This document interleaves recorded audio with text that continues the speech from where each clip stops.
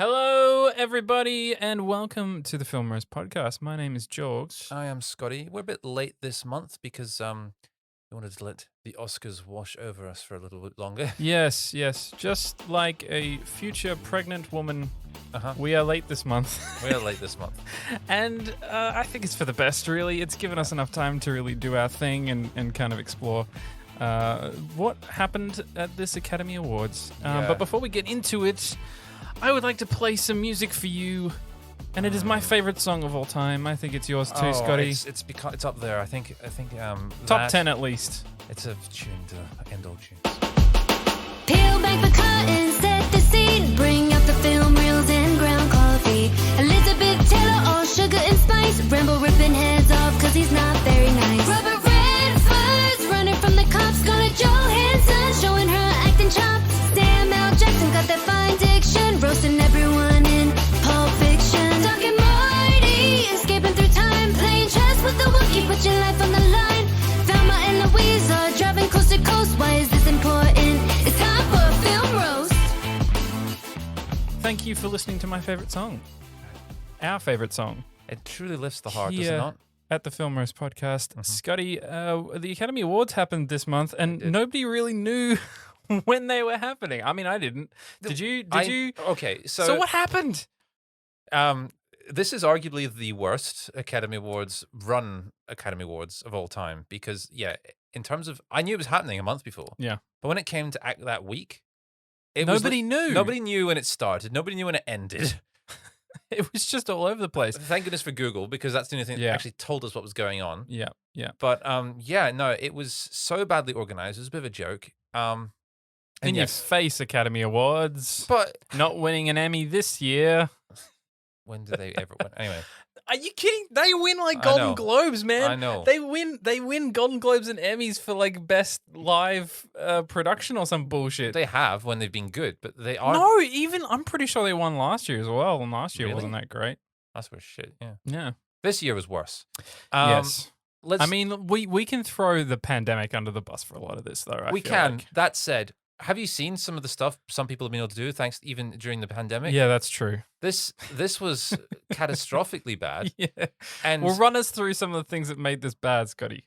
well, it was boring. First of all, Did you watch it? You watched it, didn't you? I only watched clips. Yeah, you've watched clips. I haven't watched anything because Yeah. I didn't fucking know anything, and also I didn't have a TV on the day that they. Yeah. So I sold my TV and I bought a new one, but there was about 4 or 5 days in between where I couldn't watch anything on television. So Well, I think it was you had the TV for half the day it was going on, didn't you? yeah, the last half. Yeah, but So like post 4 p.m. 4 or 5 p.m. here, which is like the Academy Awards take place because it's in the US and we're in Australia. It takes place in the middle of the day, around about I think red carpet is at 9 a.m. in the morning, and then the Academy Awards officially start at like 11:30 or something, and they go until 2. well, I do know that because of Instagram, and I don't really have an Instagram. I knew about it because of Twitter, Yeah. and I only knew it because people were asking questions like. What? The Academy Awards are on? When did this happen? Yeah. Like, so many people were just confused as I was Yeah, follow about the what was Film Roast going on. podcast on Twitter for more information. But yes, please do, because I'm very active on that. Yeah, very active. No, I am. I'm being more active. I'm posting more memes. I'm getting people laughing we again. need memes to keep us entertained, and that's kind of the problem with this year's Oscars is that there are It no. was just dull. There was nothing. Yeah, there was no content. It was underproduced. Daniel Kaluuya got mistaken for Leslie Odom Jr. Yeah. Yes, that happened. Okay, so that's the thing. It's like the best things that happened at the Oscars were terrible mistakes. His fucking face when she said that was like, and I love his response was literally just, "Excuse me," like I'm gonna give you another chance to dig yourself out of this before you make another mistake. He's great in interviews. He's fantastic. I've seen him I being fucking interviewed love by him. everyone, and Yeah. he's just got he's himself. Yeah. He doesn't he's- give a fuck, and he's a great actor, but he is himself. Like, so I'm gonna give you my experience as an actor, like learning how to be an actor. So many times I got told in acting school, you're supposed to lose yourself in the character. You're supposed to like become the, and I'm sorry, but for most actors that isn't. Kudos to the actors that can do this. Kudos to the actors who can completely lose themselves in a role. But that's not good for most people. No, it's not even not possible. So if you lose yourself in a role, that's because you yourself are inhabiting that role. That Yes. means you are parallel with that role. Yes. You haven't lost yourself. No, You are quite. you found yourself. You found yourself. And It's this is the big thing that like a contention with a lot of acting schools sometimes, at least in my experience, Yeah. which bear in mind was almost 10 years ago now. You're that old. You're more than 10 years old. Shut the fuck. Yes, I was born in an acting school.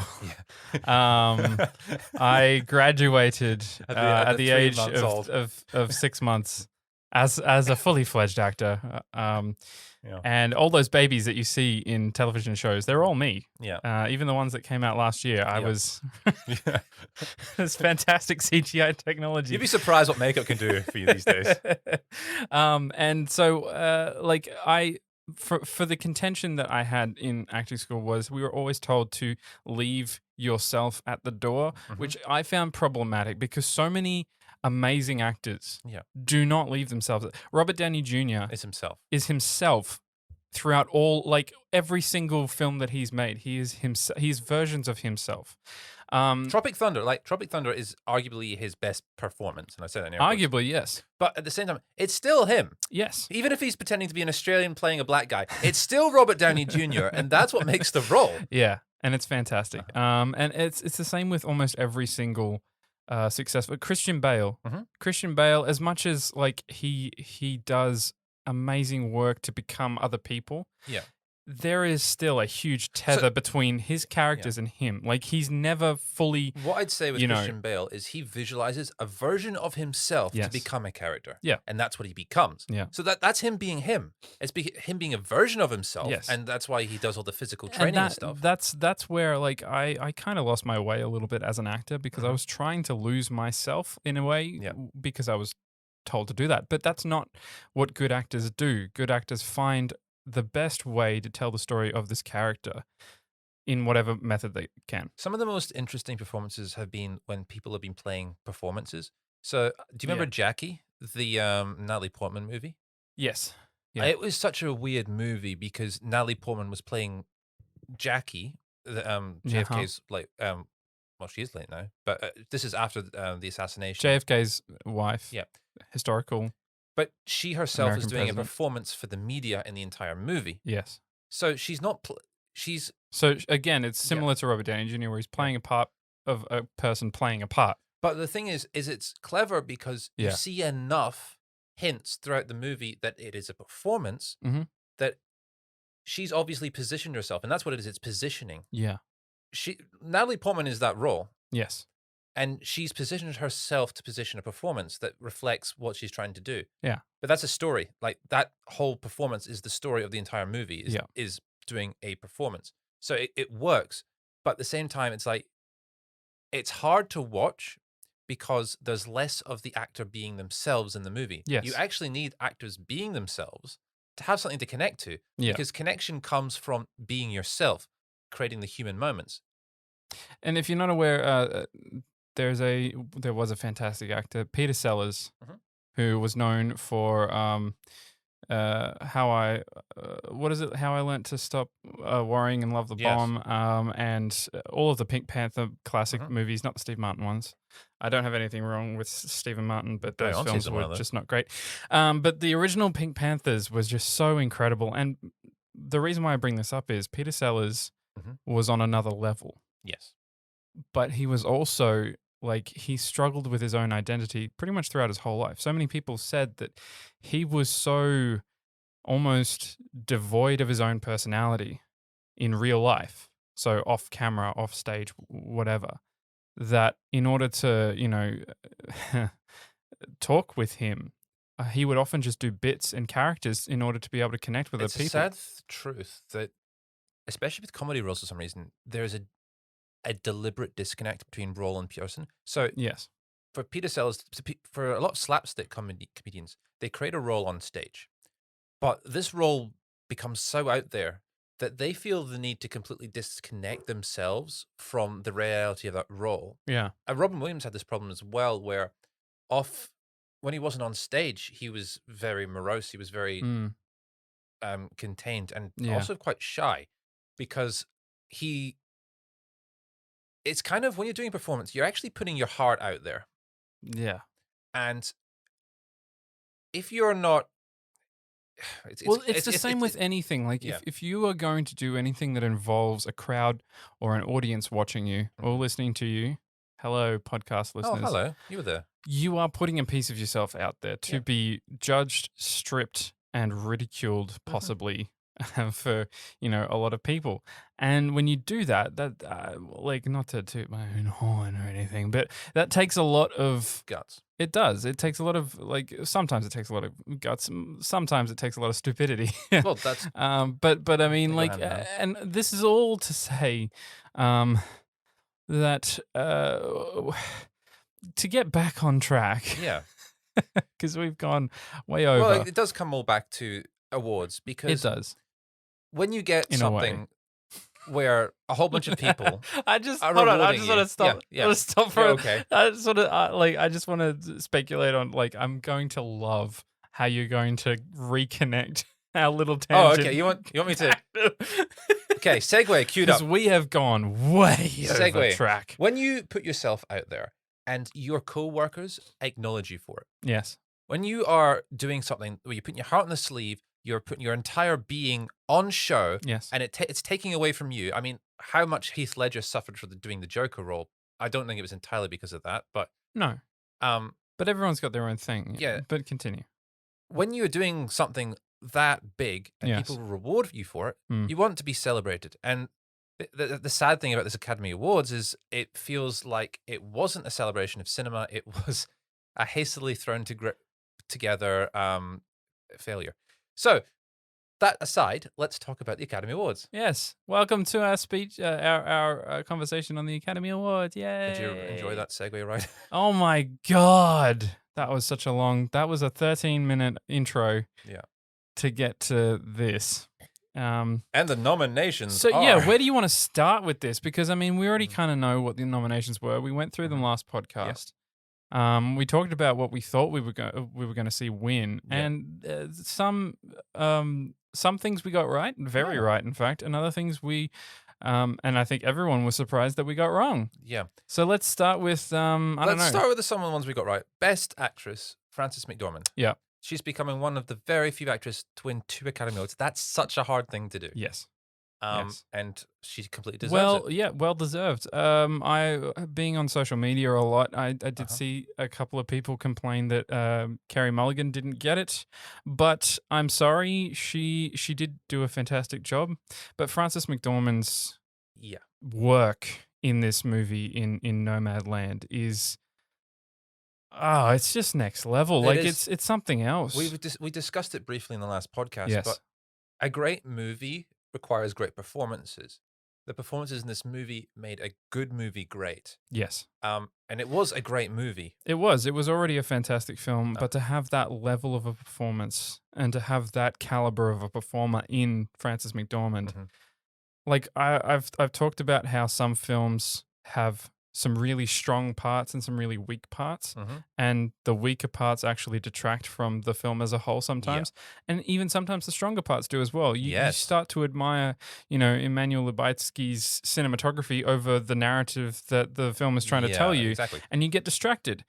But Nomadland, and by extension Frances McDormand's performance, didn't do that. There was even though it was brilliant parallel, direction, the brilliant cinematography from the direction and the brilliant performance of Frances McDormand went hand in hand. That's what made Nomadland such a good film. Yep. Which is why it also won Best Picture and Best Director. It was sort of skip ahead, but I wasn't surprised. This made perfect sense to me. When it won all these awards, it was like, yes. And I couldn't see any of them not being won. Yeah. Carey Mulligan, fantastic performance. We love that movie. Wow. A Dangerous Woman? Is it? No, it's A Promising Young Woman. Promising Young Woman. Why do I keep thinking? I love that movie. Yeah. That Dangerous Lady. That Dangerous Lady. That's like one of those Chinese, how the Chinese translation it's things? Like one of those terrible like 40s or 50s movies. Yes. That Dangerous Lady. A crime noir. But yeah, it was such a good film, but that film it's different. Like that film, Promising Young Woman makes you like it does make you think about a lot of stuff and a lot of important stuff that like I think society does need to change. Yeah.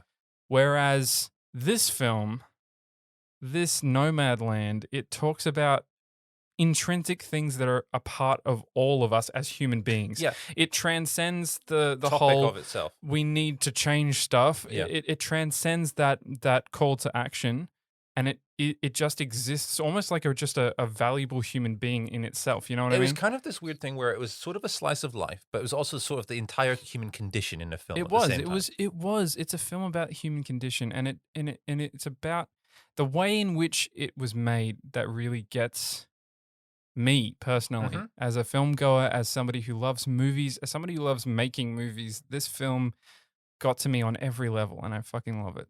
It's one of those things. It's like it was an experience watching that film because you met the people in that film. Yeah, and real people. Yeah, these people were real people. Aside from Frances McDormand and David Strathairn, most of them are just real human beings playing themselves. Yeah, people who are playing themselves. One thing that I was a little bit disappointed by in these Academy Awards. One award in particular, and I'm not talking about the big one that everyone is thinking about, but another one was Best Cinematography. Yeah. The award for Best Cinematography went to Mank. Yeah. And while it has some great cinematography, is that the only award it won?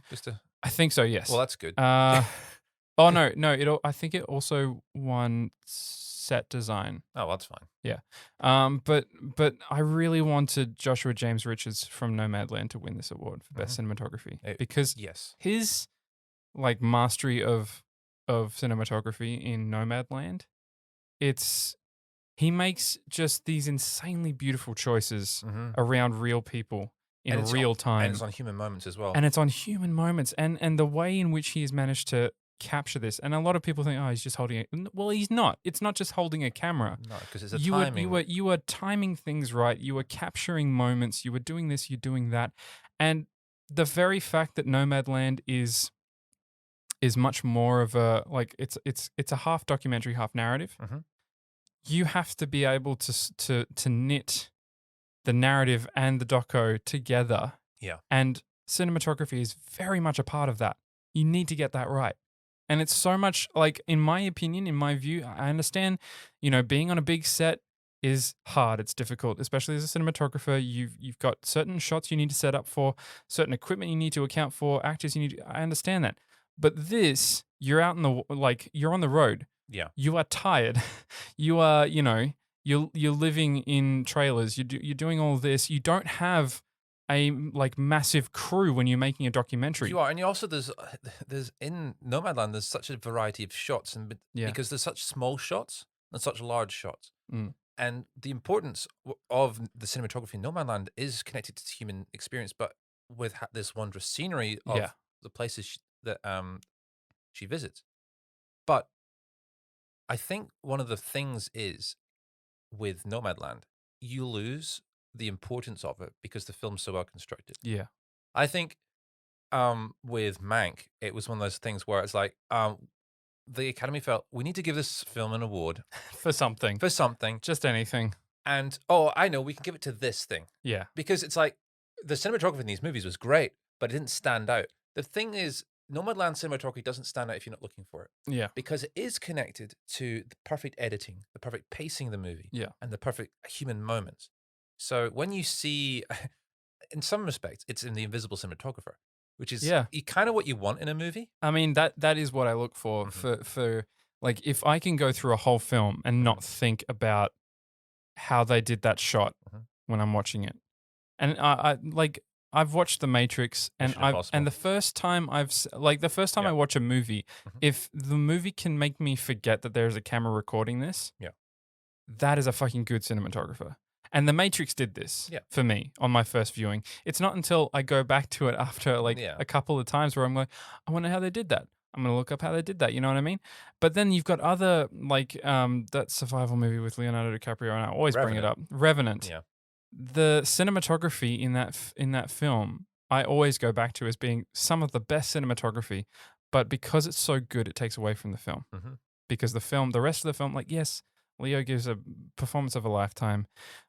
Yes, Inarritu does a fantastic job directing, but the actual content of the movie itself, I don't care. I'm not interested in it.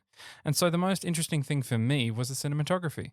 But that doesn't make the film the best film, you know what I mean? It doesn't make it interesting to watch. It just means that I'm more conscious of that. To just give a good example of another movie that does this, that does it right, is Roma. That final sequence, where the setup for that shot is incredible. It is ridiculous, and it's one of those things, because it's a one shot. Yeah, you think they're going to cut soon. They have to cut soon. They're not cutting. Why aren't they cutting?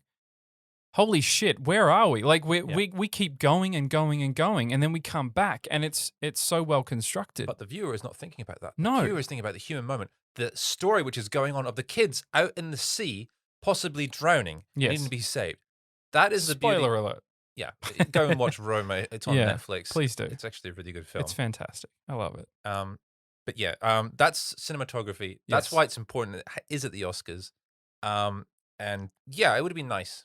It would have been nice, but there you go. Best adapted screenplay. Yeah, went to The Father. It did. Which, I did end up seeing The Father. You did? It is depressing.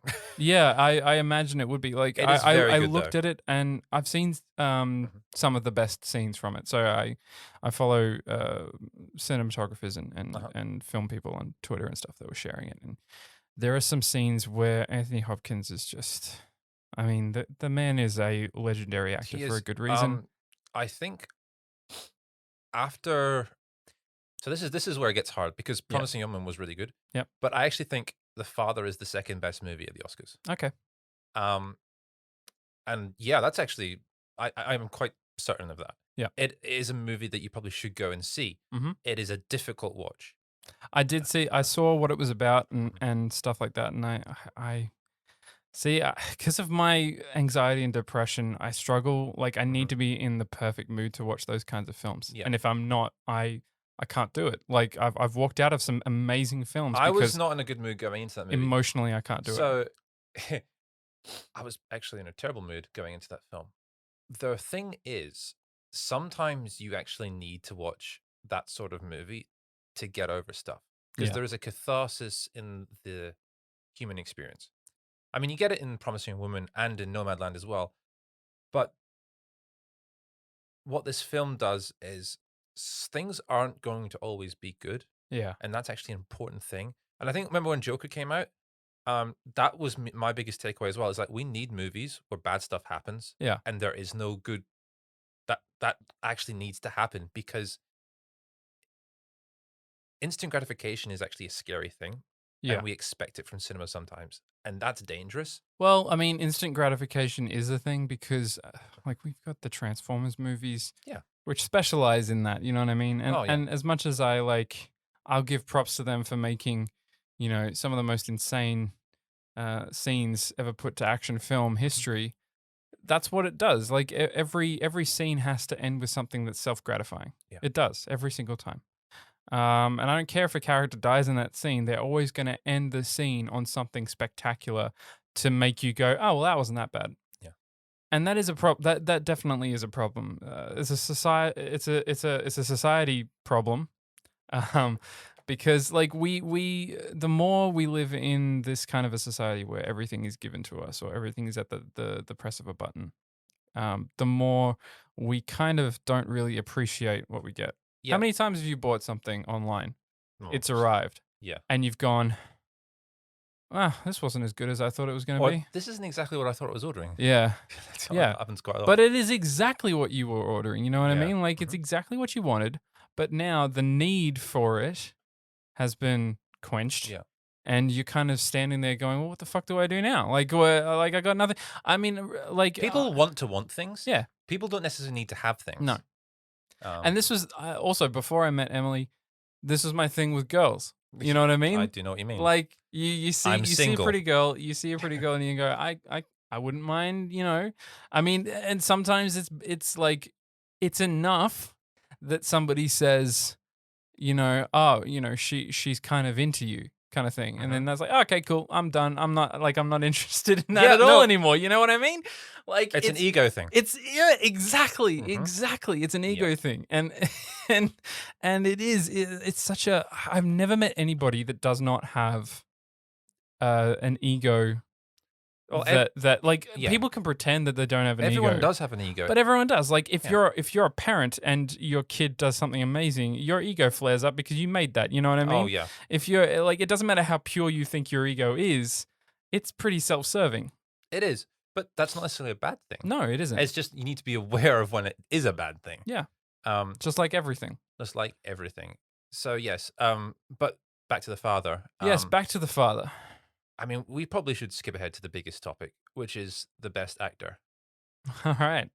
Let's do it. The whole Academy Awards was framed around this being the final piece. Yes. The late and great, and he is great. Chadwick Boseman. Chadwick Boseman. Yes. It's incredible how many times people just say his name and people say Wakanda Forever. Yeah. I kind of like that, though, because that speaks to how much. Well, not just that, but from what I know of him and what other people have said of him, the character of Black Panther, the character of Prince T'Challa is him. You know what I mean? And we were talking earlier about how actors need to be themselves. Are themselves in their role. Yeah. That was him in his role. And for what that character stood for, and for also what Chadwick Boseman did on the down low with, he helped charities out. He donated to so many different, homeless shelters and stuff like that. He believed in film and he believed in television and entertainment. Yeah. A lot of people, I think, we talked about Leslie Odom Jr. Daniel Kaluuya being mistaken for Aurelia, but Leslie does this. You just did. No, I'm talking about Leslie. Okay, you are talking about Leslie. Because he does this as well, where there's this push to get more kids of color into entertainment and have them on screen and stuff, which is fantastic because it is another outlet and they are fantastic artists who weren't being acknowledged because they didn't have any opportunity to. And that's why these are important. But the thing is, the Academy made a mistake. Oh, yeah. By assuming that he was going to win. Yeah. And let's be fair here. That's not a bad assumption to make. It's just a naive assumption because he didn't. Yeah. I want to get this out of the way right now. Anthony Hopkins gives an Academy Award winning performance in The Father. Yep. There is nothing wrong with him winning.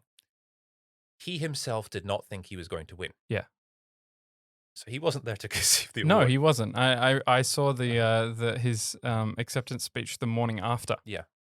And he said he basically just dedicated it to Chadwick Boseman, which is like it's the right thing to do. Class act very move. Classy. Yeah, he's a very classy guy. He is. And I myself am, and this is the thing. Mm-hmm. All right, hundreds of actors. Yeah. Every year give Academy Award winning performances. Yeah. And sometimes not even in, big budget feature films. No. Sometimes it's in indie films done by a first time director. Sometimes it's in terrible movies. Yeah. Where everyone else in the movie has no idea what they're doing and are utterly useless. Which is why, and given also the fact that the Academy is, for want of a better phrase, built on bribes. To an extent, it is. Like it is. I don't think if I was in Anthony Hopkins' shoes, I would not feel slighted in the least if Chadwick Boseman won. Oh, of course. That's the thing. No one was expecting this. Yeah, and it's insane that Chadwick didn't win posthumously. Yeah. Because I feel like, given the history of the Academy Awards, giving Academy Awards to really fantastic performances by actors posthumously. Yeah. One of the biggest ones was Heath Ledger. It's only happened twice, I think. Yeah. But it's happened before. And both times before, other actors were in their running for that award who also did phenomenal work. Yeah, exactly. Who also did Academy Award winning work. And I personally believe that Chadwick Boseman deserved to win, at least for his legacy. I think he deserved to win. But that doesn't I think people are looking into the Academy Awards expecting a reflection of society. No, not just a reflection of society, but like something grander and more more pinnacle. Than what it actually is. You know what I mean? Because, like I said before, it's a race. It's a race, but it's also paid. Like, exactly. You have production companies that throw money into taking Academy members, people who vote for the Academy Awards, on holidays and sending them care packages. Well, that was the Grammys as much as. Oh, but that's what I'm saying. Like, these awards are just, at the end of the day, as much as they are almost infinite in terms of remembering people for their awards, at the end of the day, it really doesn't reflect how good or bad somebody is in that category. I agree. Most of these, if not all of these actors that have ever been nominated for best actor, have all earned that award, as far as I'm concerned. And often a nomination is much more important than winning the award. Yeah. Because they're going to get more deals out of it. They're going to get more jobs. Well, some of them. Other actors, unfortunately, they kind of fall by the wayside. But still, that's the hope. Because once you are nominated, that's a recognition by the industry that you have done a fantastic role. Yeah. Winning is just the cream on top, the cherry on top. I will say this, though, about Anthony Hopkins, because I think we should talk a little bit more. Yes. Because, first of all, his performance is exceptional, but also he's an actor who has for a long time represented, oddly enough, not the mainstream. He did genre films before genre things were a thing. He did The Elephant Man, which was... He started with genre films. Like, he started with character pieces and almost like... not cheesy indie. Like, he's done every genre pretty much. He's done horror. Genre. He started in doing a lot of horror stuff, actually. He's the guy who made horror get nominated. Yeah. Silence of the Lambs. Yeah. Before that, horror films were never getting nominated. Yeah. And then he and Jodie Foster... they still really don't, but still. Yeah. Like, he put it on the map, really, for the Academy Awards. So, I just want to say that. What I also will say is, if Chadwick Boseman doesn't get an honorary award next year, that would be the sin. Because I think this is what needs to happen now, is there needs to be a push for something in his name at the Oscars. Yeah. And I think that would be the right thing to do. That would be the right thing to do. And I think doing something beautiful, like just how he was so community-based would be fantastic. Like an award to celebrate the actors who, are at the top of their game, who also give back to their community. Yeah, that would be good. In an identifiable way. Because there are a lot of them, but at the same time, it's one of those weird things where they aren't celebrated for it. Yes. Yeah, exactly. They have it in sports. They have it in, in business communities where you have like CEOs who give back to the community and stuff like that. Is the Jane Fonda Award to do with that? I don't know, but they don't televise it. No, they don't. But that's the thing, is we need... At the Oscars, there should definitely be more of an awareness of that. And I think doing something, an honorary award for Chadwick Boseman for his career and for what he's done for the community would be the right thing to do. Yeah. Okay, I think we've talked enough about the Oscars because, as I said, there was something I wanted to talk about, and I can't remember what it was. We can discuss it after the... it doesn't matter. After this fantastic piece of shit I'm about to experience. Well, first of all, you've got some questions you want to tell people. Oh yeah, let's just have a little. Let's just pause for a bit. Have a little bit of music in the background. There we go. And now you can give your questions, and we'll give you the answers at the end of the podcast episode. Welcome to your trivia section. Today's questions are: Brad Pitt has been nominated 3 times as an actor, but hasn't won as an actor. He has, however, won as a producer. Do you know the movie it was for? Samuel L. Jackson has been in countless films, literally countless. I couldn't count them. But he's only ever been nominated once at the Academy Awards. Do you know what movie that was for? And the final question is, how many times has John Williams been nominated at the Oscars? Okay, we'll be back with the answers after this small break.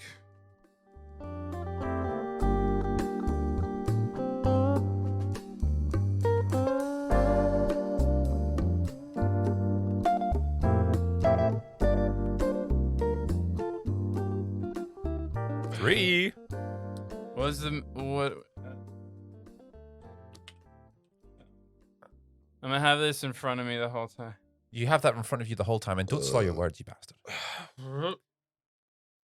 Wait. We are professionals. We are not drunk. All right, I've got it. And now for the moment you've all been waiting for. Have you hit the record button? I have hit the record button. Hey guys, we're back. Recording. Thank you to those beautiful people in that studio talking to us before. Yes. They are just wonderful. They're so much better than us.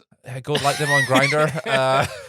Follow them on Instagram. Yeah, let's do that. Actually, I'm not sure if we do have Instagram. I'm pretty sure we got Instagram. Anyway, They are guys, completely roasted.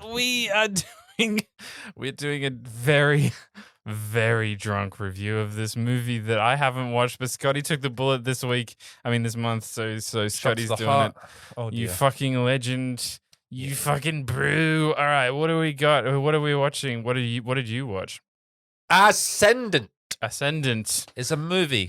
It is From the brain. It's a brainchild of It is. Antoine Furlong. Antoine Furlong. What has he done? Has he done anything? No, because he's not a movie maker. What is he? He's a businessman. What do you mean? He is the bourgeoisie. So you're talking about a man with money that had a dream? I'm talking about an Australian man with money who had a An dream. Australian man with money who had a dream. He is a businessman who has done a lot in his life. Really? But he has What never has done anything involved with movies until now. Oh, fantastic. I love this story already. This is great. And with the opening credits struck, his name is the first thing you see. His studio is the first thing you see. His name appears 3 or 4 more times before he gets to the movie. And all of a sudden, What? I am Googling his name. Okay, cool. I've already got it up here. Yes. I already because got it I know instantly, it's like, oh dear. This is one of those movies where a man with more money than he knows what to do Yeah, with. he's a finance entrepreneur. Yeah, how hipster is that? He's a finance entrepreneur. That's not hipster. That's just business. You're a businessman. No, it's hipster business. I love this guy already. I think he's a fucking legend. I think he's amazing. Anyway, but before, He's the co-writer. Can you give me a fucking synopsis, like a short synopsis of this movie? Okay. A lady is trapped. She's draped in an elevator. Maybe later. She's trapped in this elevator, Uh-huh. and she doesn't know what's going on. Uh-huh. And neither does the audience. Excellent. That's the perfect. Okay, so we wake up. She's tied and bound, and Ooh. a bit too much like that, actually. A bit too much. Like Oh, that. There's really? A bit too much. I was making a joke, but I didn't think that was. So I'm sitting in the theater, and I was like, "This is." You know the first thought I had about midway through the movie, just What? to jump ahead. Yeah. This is like The Room. Okay. If the room was before we less jump money. ahead, if the room was less money, Yes. if the room was less money, Yeah. I like that. Yeah. I like that. If the room was less money, that should be on the poster. So Ascendant. So it's about a woman who's trapped in an elevator. Yeah.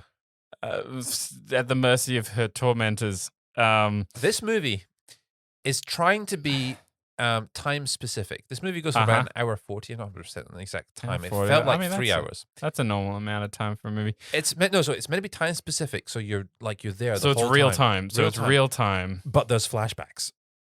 So there's. Yes, your confusion is precisely the. Yeah, that's exactly right. So there's flashbacks, but in real time. So she's taking like 2 minutes to think about the memory that she's thinking about. So I'm sitting down in the theater. Oh, that's bad. And it's the opening credits with Antoine Furlong's names hitting me across. I like how you slurred that. That was fantastic. Yeah, it hits me in the face several times. Anyway, I'm waiting, and I'm just hoping I do not need to watch the fucking movie Voyagers. That's what I'm hoping. Oh, okay. But 5 minutes for those of you who don't know, Voyages is a drama teen movie about teens who wake up in space and go, you know what, we can do anything. Let's have sex. It's and a do YA drugs. movie with the emphasis on Y. I like that. That's good. Yeah, I thought of that when I was drunk. Anyway, continue. But fortunately, within 5 minutes, I was like, "Oh, I've hit gold." Oh, really? I'm not. Well, happy to watch that. let's go through step by step. Let's not jump ahead anywhere. Yeah. Let's not go to anything specific. Let's go step by step. What when you went into this movie, what were you thinking was going to happen? I wasn't quite certain because, as I said, I had no idea. I actually wanted to hit me fresh. Okay. I was trying to. So you myself. distanced yourself from everything. You were like, I'm gonna allow this to assault me on a even fresh as I was level. watching the Spiral trailer for the next Saw movie, which is shit. Yes. We haven't seen it, but we know it's shit. No, because I feel gonna be bad shit. for what's Chris his name? Rock. Chris Rock. Yeah. He just doesn't look like he's buying anything that he's saying. Yeah. But yes, anyway, so you watched the trailer for that in the opening credits for this, I guess. Even as I was saying to me, it's like, I'm not going to Google anything. I'm going to let it hit me. But Fair. when the name Antoine Furlong hit me for the third time, I was like, okay, I need to know who this guy is. Yeah. And when What do you mean for the third time? his name may appear 3 times in the opening credits. Really? Yes. Wow. He's really trying. I can respect that. I can respect the... I respect, and that's in air quotes, because does the name Neil Breen mean anything to you? Yes, I know who Neil Breen is. I hope it means stuff to the god, audience. the legend, Neil Breen. Yes. The man who is We more worship than a at man. the altar of Neil Breen. This is kind of like the ultimate Neil Breen movie. No, actually. No, you can't say No, that. no, There's only no. one Neil Breen. No, Come no. on. Neil Breen dreams he made this movie. So this is better than Neil Breen movies. In some sort of way, this is the ultimate Neil Breen I'll movie. tell you this. From the trailer that I watched, the one trailer that I Yeah. watched, it does look better than a lot of Neil Breen films do. Yes. But I can understand that because Neil Breen is also a financial investor. That's Yes. where he gets most of this money from. Oh. All these people are just guys who love film, and I love that. I love that they love film. But they're people who love film and who have a lot of money and who said, you know what, I've got enough money to make a film. Yeah, and exactly. I'm going to do it. And he's hired a CGI artist. He's hired A good CGA. CGI artist. It's sorry. better than a CGI artist, trust me. It's the alpha of CGI artists. He's hired one of those, but he's also hired a good cinematographer, a good sound engineer, a good sound editor. So he's surrounded himself by people who know what they're doing. He has. But he's leading he's a co-writer of this movie. Yeah, he's made the story. Okay, yeah. Which is why it reminds me of The Room, because okay. What's his name? The Room guy. The Room guy. The Room guy. Let's just call him the Room guy. The Room guy. I can't from remember. now on. Yeah, we'll call him the Room guy. His madness made that miracle of a movie hilarious. Oh my god, it did. But Antoine Furlong, which is, let's be honest, that's a hilarious name. Antoine. Well, on my computer screen, it's spelled Antain. Yeah, exactly. It's Antoine, but instead of Antoine, it's an A instead of an O, so it's We Antoine. didn't grow up in Spain. He's Australian. I'm talking about you idiot. I didn't grow up in Spain either. He's lying. He did. See. Don't listen to what he says. Now, yeah, this movie's an hour 42 minutes long. I'm gonna need to get that straight into your Okay, so head. what is this film like? Okay, so opening shot. Tell me about the fucking opening shot. Okay, we have this lead character, and I want to say this right now because there's a talent here. It may be buried underneath this film schlock, but there's a talent here in this actress, and she's Australian, and we want to love her for that. But Charlotte Best is who Best. you're talking about. Charlotte Indeed. Best. She has so much and so little material to work with in this film because she's stuck in this elevator. Yeah. And she has to get out of her bindings. Uh-huh. And we see this in real time. So this is about a 5-minute sequence. And I'm sitting there watching her moan while she's getting out of her bindings and thinking... Moan? There's moaning. No. Okay. Like, moaning, it might be... It is sort of the right word and the wrong word. Yes and no. Get out of my... No, not like that. Bindings? It's genuine moaning. Okay, so it's in pain? Yes. Okay. But it's sort of you're right at the same time. I just hope it's not sexual. So many women have been, like, in film, have been tied up and... The way I think of Lara Croft when I think of this, like they just over sexualize everything for the female characters, so that the male audience goes. Her costume's fine. Her costume. Okay. Oh, you're escaping. Yeah. There's no added effects. There's no escape from me. Her makeup may be a little bit. No, her makeup's fine. Everything is perfect for the scenario they're trying to create. But the scenario kind of sucks, and it's almost like, was it a 5-minute sequence of just her getting out of a bind? She's in an elevator. Yes. She's locked in an elevator. Yeah. Like the Clash song. What is the play for the villain here? Because the villain, we don't know the villain yet. We don't know because there's she's just in the elevator. 5 minutes of her escaping from this elevator. So much time has passed that I'm able to see all the smudges on the bloody cinema screen, and I'm thinking, get a bloody cleaner in here. Come on. Hey, ladders cost money. They do. I Googled the movie. I just wanted to see a quick premise while this is going on. Yeah, right. She's listed as an environmentalist. Does that come up? No. That's why I wanted to mention it. That's a good environmentalist, though, I feel like So many environmentalists are in your face about being environmentalists. The fact that she's an environmentalist in the It's not synopsis, mentioned at all. but isn't mentioned at all in the film, Yeah. I think that's a credit to her as a character. Yeah, I know. Character building 101. She's an environmentalist. How's that relevant? No, it's not relevant. It's fine. We'll just move on. I love it. That's fantastic. Okay, at That's some great. point, she's struggling. She's slowly getting out of her bonds. She's slowly getting out of the bonds. Yeah. She's tied up, but she gets out. There's fireworks in the distance. Fireworks. Bang, bang, bang. Is it New Year's? It's in China. What? This is set in Shanghai. That's not. What? It's not relevant. It's not really relevant. I'll just leave that. Oh, you know what this is? Yeah. Dude, this is China. 100% like funded by a Chinese production company. Yeah. It's 100% funded. Oh my God.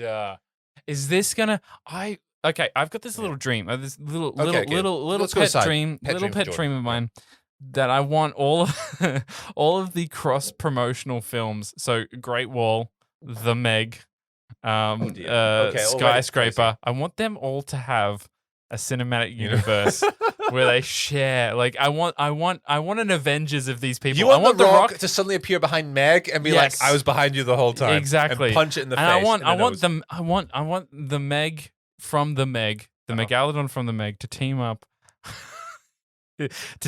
with the Rock from Skyscraper. Jordan, I'm going to stop you here. And this stop you chick here. from Ascendant, and I want them to take on some sort of, I don't know, drug running society. I'm going to that stop you here. is trying to ruin the until world. we get to the very end of the movie Okay, synopsis. all right. Let's And do the this. reason is there will be a Darth Vader no. That's all I'm going to say. I'm sorry, what? You know in episode 3 when Darth Vader wakes up and everybody's like, "I'm afraid you killed her in your anger." And he's like, "No." Yes, it's I'm a meme. familiar with Giant meme. Yep. We'll come back to that. Okay, well, we'll lock that away in the memory banks. Yes. And we'll come back to that. Anyway, where do we go from here? What So, happens? She's there's- waking up. She's gotten out of her bonds. The music What's going is kind on? of Saw-esque. There's this environment of, it's like a B schlock movie. B schlock Okay, movie. so it's That's borrowing a lot from Saw, a little bit of Saw. Yeah. at the beginning at least. We hear this mechanical voice saying level 52, which doesn't make sense very shortly because we discover this is set in Shanghai. So why isn't it in Chinese? We get Chinese later, but the elevator says the floor levels in English. That's what I'm saying. Why isn't it saying it in Chinese? Like, wouldn't it say it? It would. That's what my Okay. point is. It doesn't make any sense. There's wind sounds all of a sudden. It's windy Ooh. inside the elevator. And that first, I was thinking, why is it windy? It does sort of make sense. I in a mean, sense. if it's in an elevator, that does make sense. Yeah.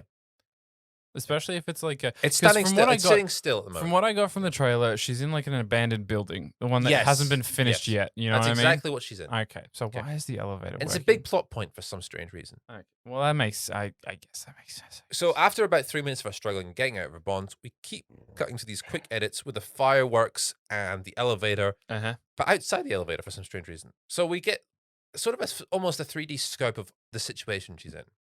But Is it how much CGI is in this?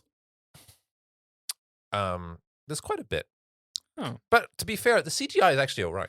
Because you know what I felt like, and just to digress again, I'm sorry if I'm digressing from this, but all right. but how I felt watching this, it felt like You didn't see the film. You mean no, the trailer. Yeah. How I felt watching the trailer, I felt like this film was going to be one of those student movies that had been given a Hollywood budget. You know what I mean? Like Yes, I know exactly people what you mean. who aren't sure, like they're just starting out in their career, they're not sure where or what to do really. They're just trying shit out, but they've been given the money to do so.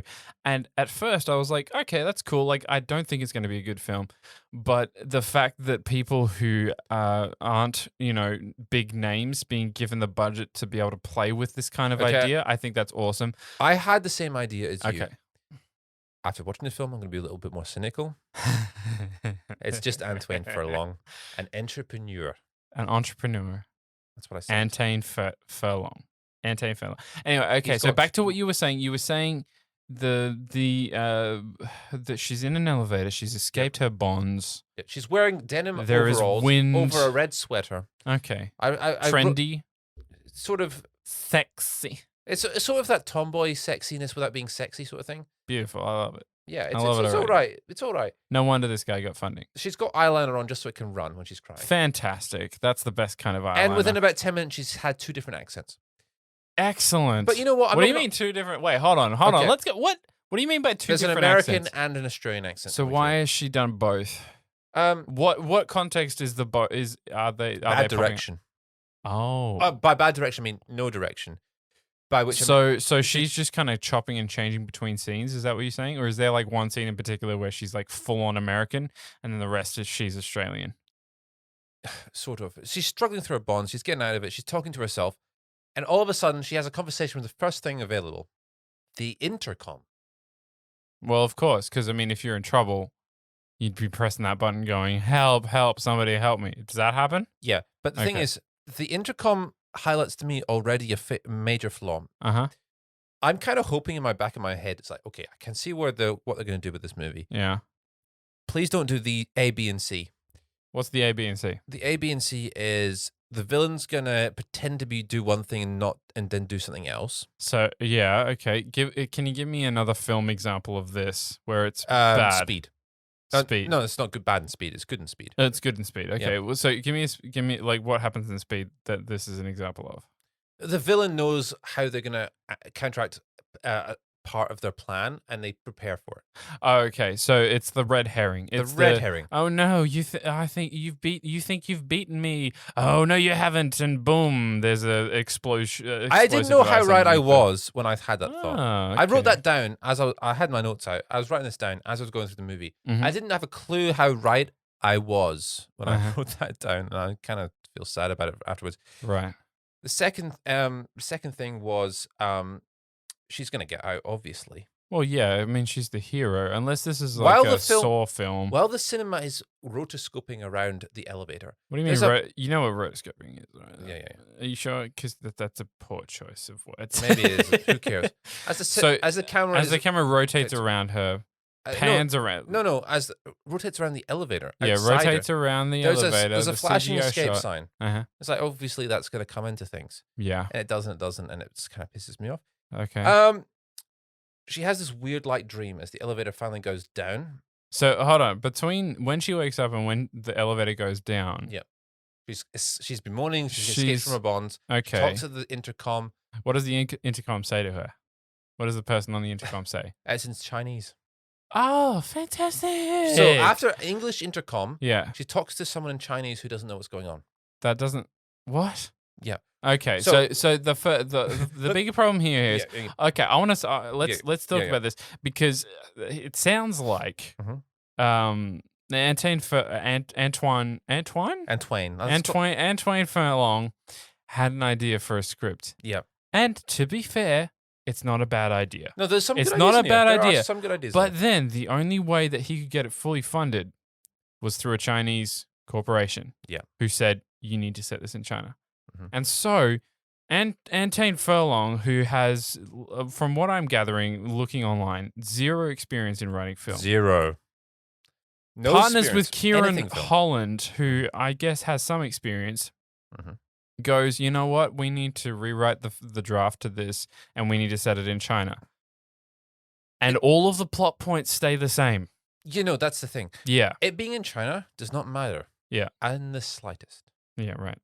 I'll just lay that now. It's a bit of a spoiler. It's not really a spoiler. But you know what I'm saying? Like a lot of the I can't understand what you're saying thing is from that change of being, you know what, we need to make this into a Chinese film. Yeah. Or a Chinese set film, which I don't have a problem with. I fucking love. Yeah.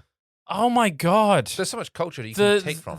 But not just that. I love the attempts at being big budget blockbuster films from the Meg and Skyscraper. Oh my, it's so funny. It is. It's It's fun. hilarious It's and fun. it's fun. It's like I love that shit. Yeah, it just But breeds. unfortunately, it's bad. Like it's bad but good. You know what I mean? exactly. It breeds. But unfortunately, it's like so it doesn't allow for you to be able to tell a story effectively. Yeah, it doesn't allow you to tell you the story you want to tell. No. But no, let me say this right now. It does not matter in this movie in the slightest because they are able to tell exactly the story they want to tell.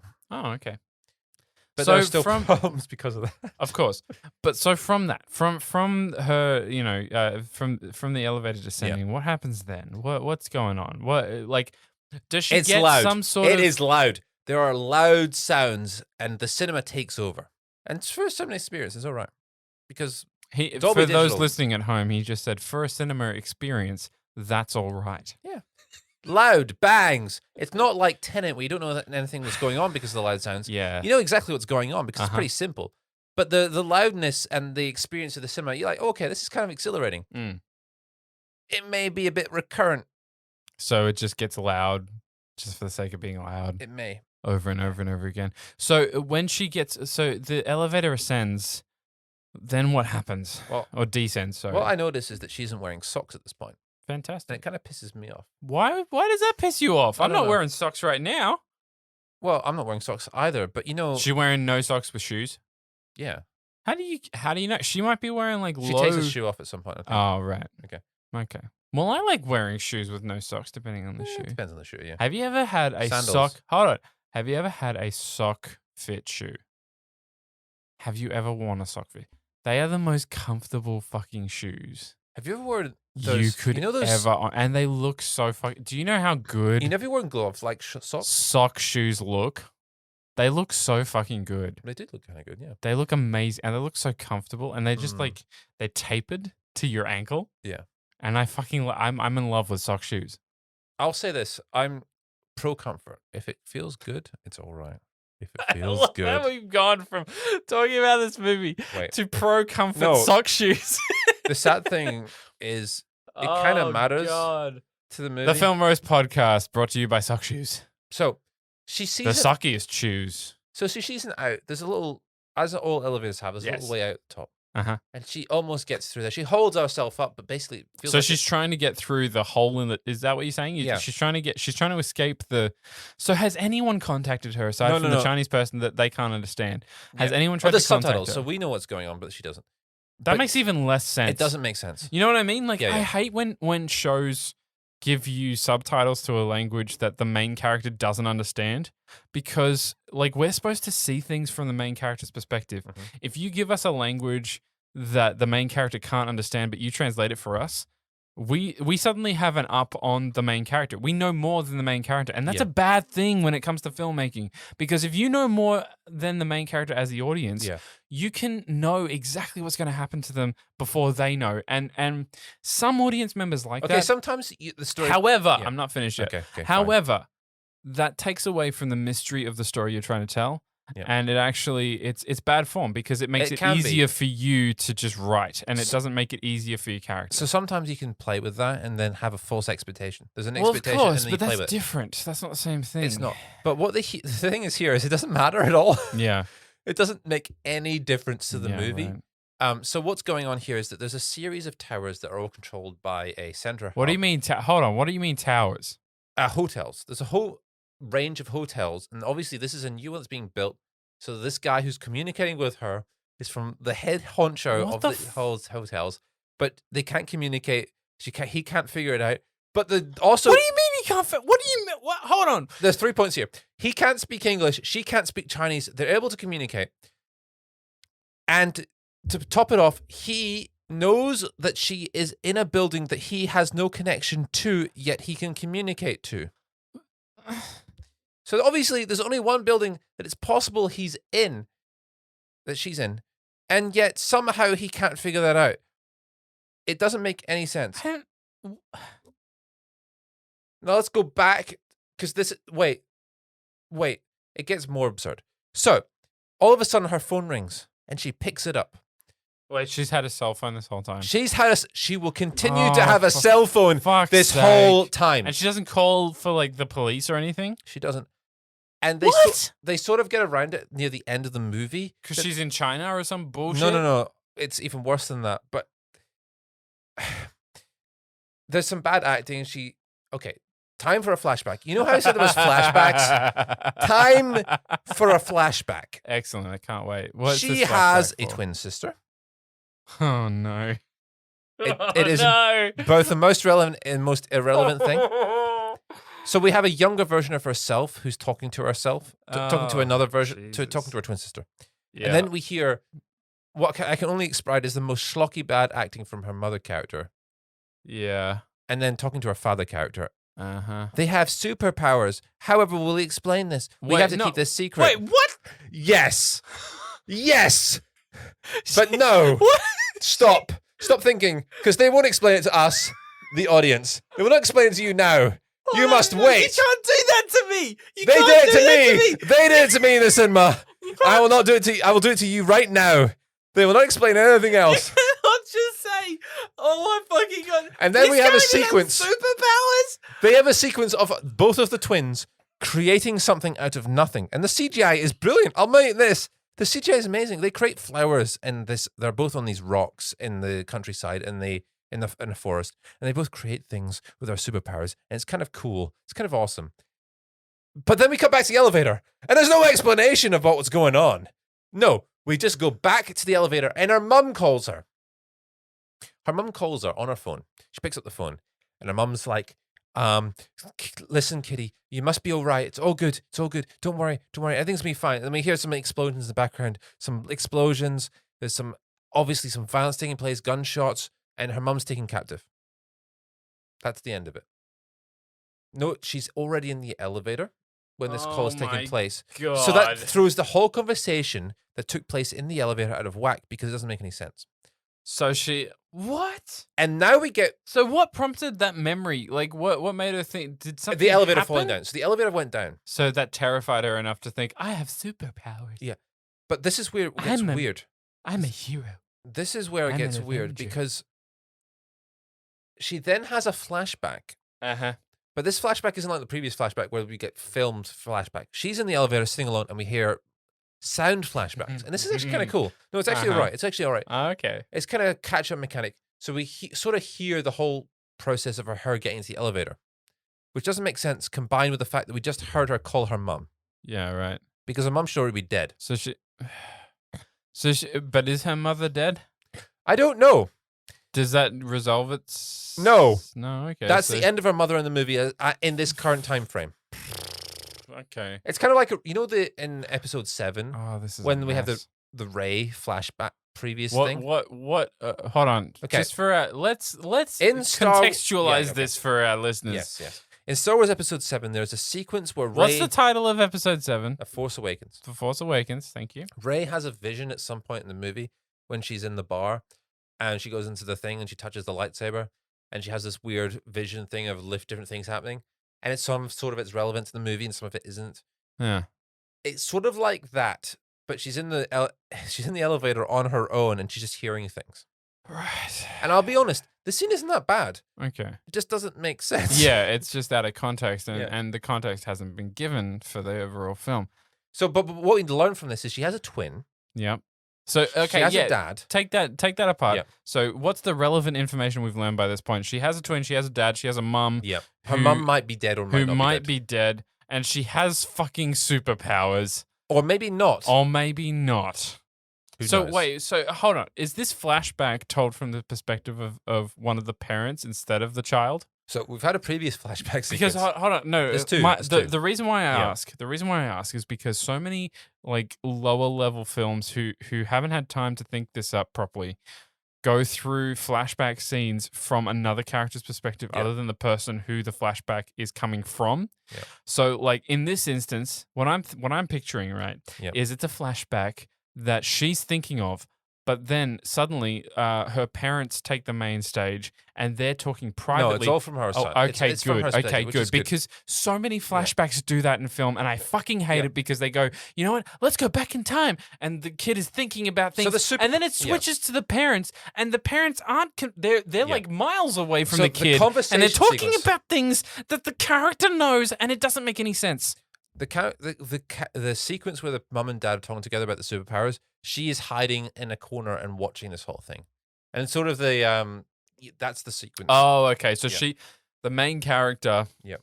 Aria Wolf, as a child, is hiding in a corner listening to her parents talk about superpowers. Okay, so Okay, But but I'm glad we cleared that up. let's because- just cut ahead. So from there, we've had another flashback sequence where she's remembered everything that's going on. Yeah, so There's- how she got into the elevator. Yeah, we've had Why another she's up- sequence where the escalator falls and rises again. Escalator, the elevator, for those listening at home. Yeah, the elevator. Scotty is a little drunk. Very. But that's not the point. We've had the elevator go down and again, up and Yes. down again, and for no reason. So for no reason, okay, cool. So the elevator is malfunctioning according to us, the It's not- viewers' yes, information. It's not, but yes, it appears to Yes, us it yes, is. And we have another flashback sequence where we get more of the Superhero the shit. backstory where her and her twin sister are talking about things. Bad kid acting. Bad kid acting. You know how much I hate kid acting. I mean, Aladdin had a bit yes. of it. Dumbo Dumbo, had the yes. most. Exactly. And it's not the kids. I'm going to point this out. No, That it's not bad the kids' direction. fault. If you as a director who can't direct kids, you should not be getting kids onto your set to direct. That's the bottom line. If you don't know how to handle that, you should not be asking for it. Does that make any sense? Well, it makes perfect sense. To me. Yes. Okay. So as a director, if you have no experience directing children, don't fucking direct them. The thing is, as bad as the kids are, Yeah. the mum is worse. Really? Yeah, the mum is terrible. That's why she only got 2 lines. I feel so bad. Like, this is the thing. Like, yeah, we can call out actors all day because there are some terrible performances here. I've done some terrible performances. I know that. But it's not always their fault. Okay. That's all I'm going to say. It's not. There's a lot of other variables. I'm going to put a little note there, but little pin. continue on. We're going to put a pin in that. Yeah, All right. exactly. We're going to move forward from the bad There's acting. a sequence where this flashback sequence where she talks to her dad, Uh-huh. and her dad is like, "Okay, you've had nightmares. That's terrible." Her dad, by the way, is played by Johnny Pazvolsky, who has been, I'm pretty sure, in an Underbelly series, and he's a decent He's actor. an Australian actor, yeah. He's an Australian stable actor, and he's He really does what he good at can it. with little screen time in. I mean, he was lines, paid yes. handsomely for this. I'm sure he was, yeah. Yes. He says, "Don't worry, kiddo. You've had nightmares, but I have the cure for nightmares." And he gives her ice cream. And what's funny about this scene, apart from the obvious cliche of that, is that her twin sister's there, and she says, "No, you don't get ice cream. You don't have nightmares." She just gets the ice cream. You know what? This is my favorite twin. Go fuck yourself. Yeah. Basically, yeah. Oh. I love that. I love parents who have twins. If you don't do this, Yeah. I'm very disappointed in you. But then straight away, the little girl says, Yeah. "She's watching us." What? Her dad's like, "Who?" What? "My older self." And I burst out laughing. Is this supposed to be like a mic drop moment where they're like, "Oh my god!" Like the music, the director is everything thinking, about the movie is like, "This is an oh what? my god What?" moment." Yes, it is. It is. And you're like, oh, there's a kid who's somehow aware that her future self is talking and looking at them. It doesn't make any sense. So, but that's the mic. Like, I feel like this was his "I am your father" moment. You know what I mean? Like from Star Wars, where Darth Vader says, "Luke, I am your father," and Luke's like, "No, that's not true." It's like a big emotional moment. yeah. And for this, but it doesn't make it No, like, it doesn't. Of Also, course, but also, Her hold up, twin sister is aware as well. Hold up. Yeah. But also, this is like, of course, her older self is going to, like, I'm doing this for my. Of course you are, because you have you remember things. You obviously. Okay, we'll get to that later. Oh my fucking god! We will get to her remembering or not. And we flash back to real time. Back in the elevator, the villain appears somehow in this elevator. I want to know who this There's a- villain is, man. Played by her name of character is Sergey, played by George Burgess. Yeah, Burgess. yeah, Burgess? and Burgess. he is schlocking it up to the umpteenth degree. He knows what is going on. Well, like that's Nicole Kidman in Batman Forever, Batman Forever, the one with and also Aquaman. yes, Nicole Kidman in both of those movies was She- just hamming it up. she kind of knew what was going on. But just like in those movies, he's taken the most out of what he's given. Well, that's good. At least he's one got- of them is. He's got the eyebrows of a massive villain. He's got the Russian accent. And he has this weird, strange introduction of her father's there in the background, and he's obviously being tortured. Okay, cool. And there's this, you're not exactly certain what's going on, but the mother's sort of not there. So obviously either she's dead or she's not dead, but who cares? And there's some yelling, and they're forcing the father character. I want you to point this out. They're forcing the father character to watch her suffer. This doesn't make any sense because What? later on they flip the script where they're watching her watch her father suffer. Wait, so hold on. What is suffering in an elevator? So The elevator. Let's talk about that for a Okay, the minute elevator. because It you're has in gone a- down already. It has gone down already. Yes, but how is that like? I'll explain. She's not getting cut up. She's not The getting. elevator is it's one of the tallest buildings in the world. It's in Shanghai. I guess that's kind of why they set it in China. That's why it's fine. Yeah. Well, no, you But- could set that anywhere though. Yeah, You you could can say say- in Sydney or in Melbourne or in Gold Coast. fucking Yeah, exactly. Auckland. You know. It's got a lot of floors. I think the number Yeah. goes up to 101 at one point. 101 floors. Uh-huh. It goes up and down, and it goes down within like 5 seconds. So the elevator drops. All right, I want to point something out. Like Mhm. even kids know this now, man. Like every single person knows that if you drop that quickly from that many stories, you're dead. Yes. A body only has a finite amount of moving power when it falls. So if you G-force will if kill she you. is if no, not even G-force, all right? No, that's what I'm saying. I Yeah. know, but like if you're in an elevator in a contained space and the elevator drops, and if that thing drops faster, which is what it sounds like, then a human body can fall due to gravity. Guess what's going to happen? Your body is going to be pressed against the roof, and you probably will die just from that. Let alone when it lands, your body's going to be thrown downward Yeah. with not just G-forces, Let's just but also the forget- speed Yeah. of force that you would drag down with. Let's forget physics for a second. I'm just saying. I'm Yeah. just saying. So many normal people, everyday people know this as fact. In the first sequence, I think it's the 80th floor, and it goes down, and it's the 90th floor, and it's the Uh-huh. 100th floor. She doesn't get more injured as these drops go on. She seems to get less injured, and she seems to be fine throughout all of them. And maybe that's fine. I'll get to it later. Where maybe we could just. It's fine. All things So you know how considered. superheroes have weaknesses? She's got like ideal circumstances.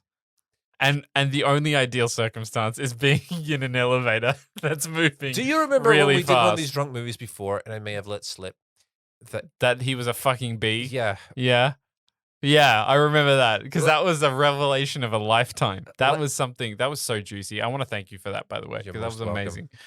I'm Are you glad I going to give held it me back. another one? Are you going to give me something else? I'm going to move on to a different topic. Oh, you can't do this to me. So, Christopher Nolan has given us beautiful bass memes, especially in trailers from Interception. Interception. Wow. Interstellar and Inception. Yeah, I combined them two together. Interception, It's which a real is word as well. the sequel to both of them Yeah. somehow. He's made both of them into one sequel. Yes. It's fantastic. It's going to win all the Academy Awards. okay. Continue. You're welcome, Christopher Nolan, for that idea. Christopher Nolan, yes.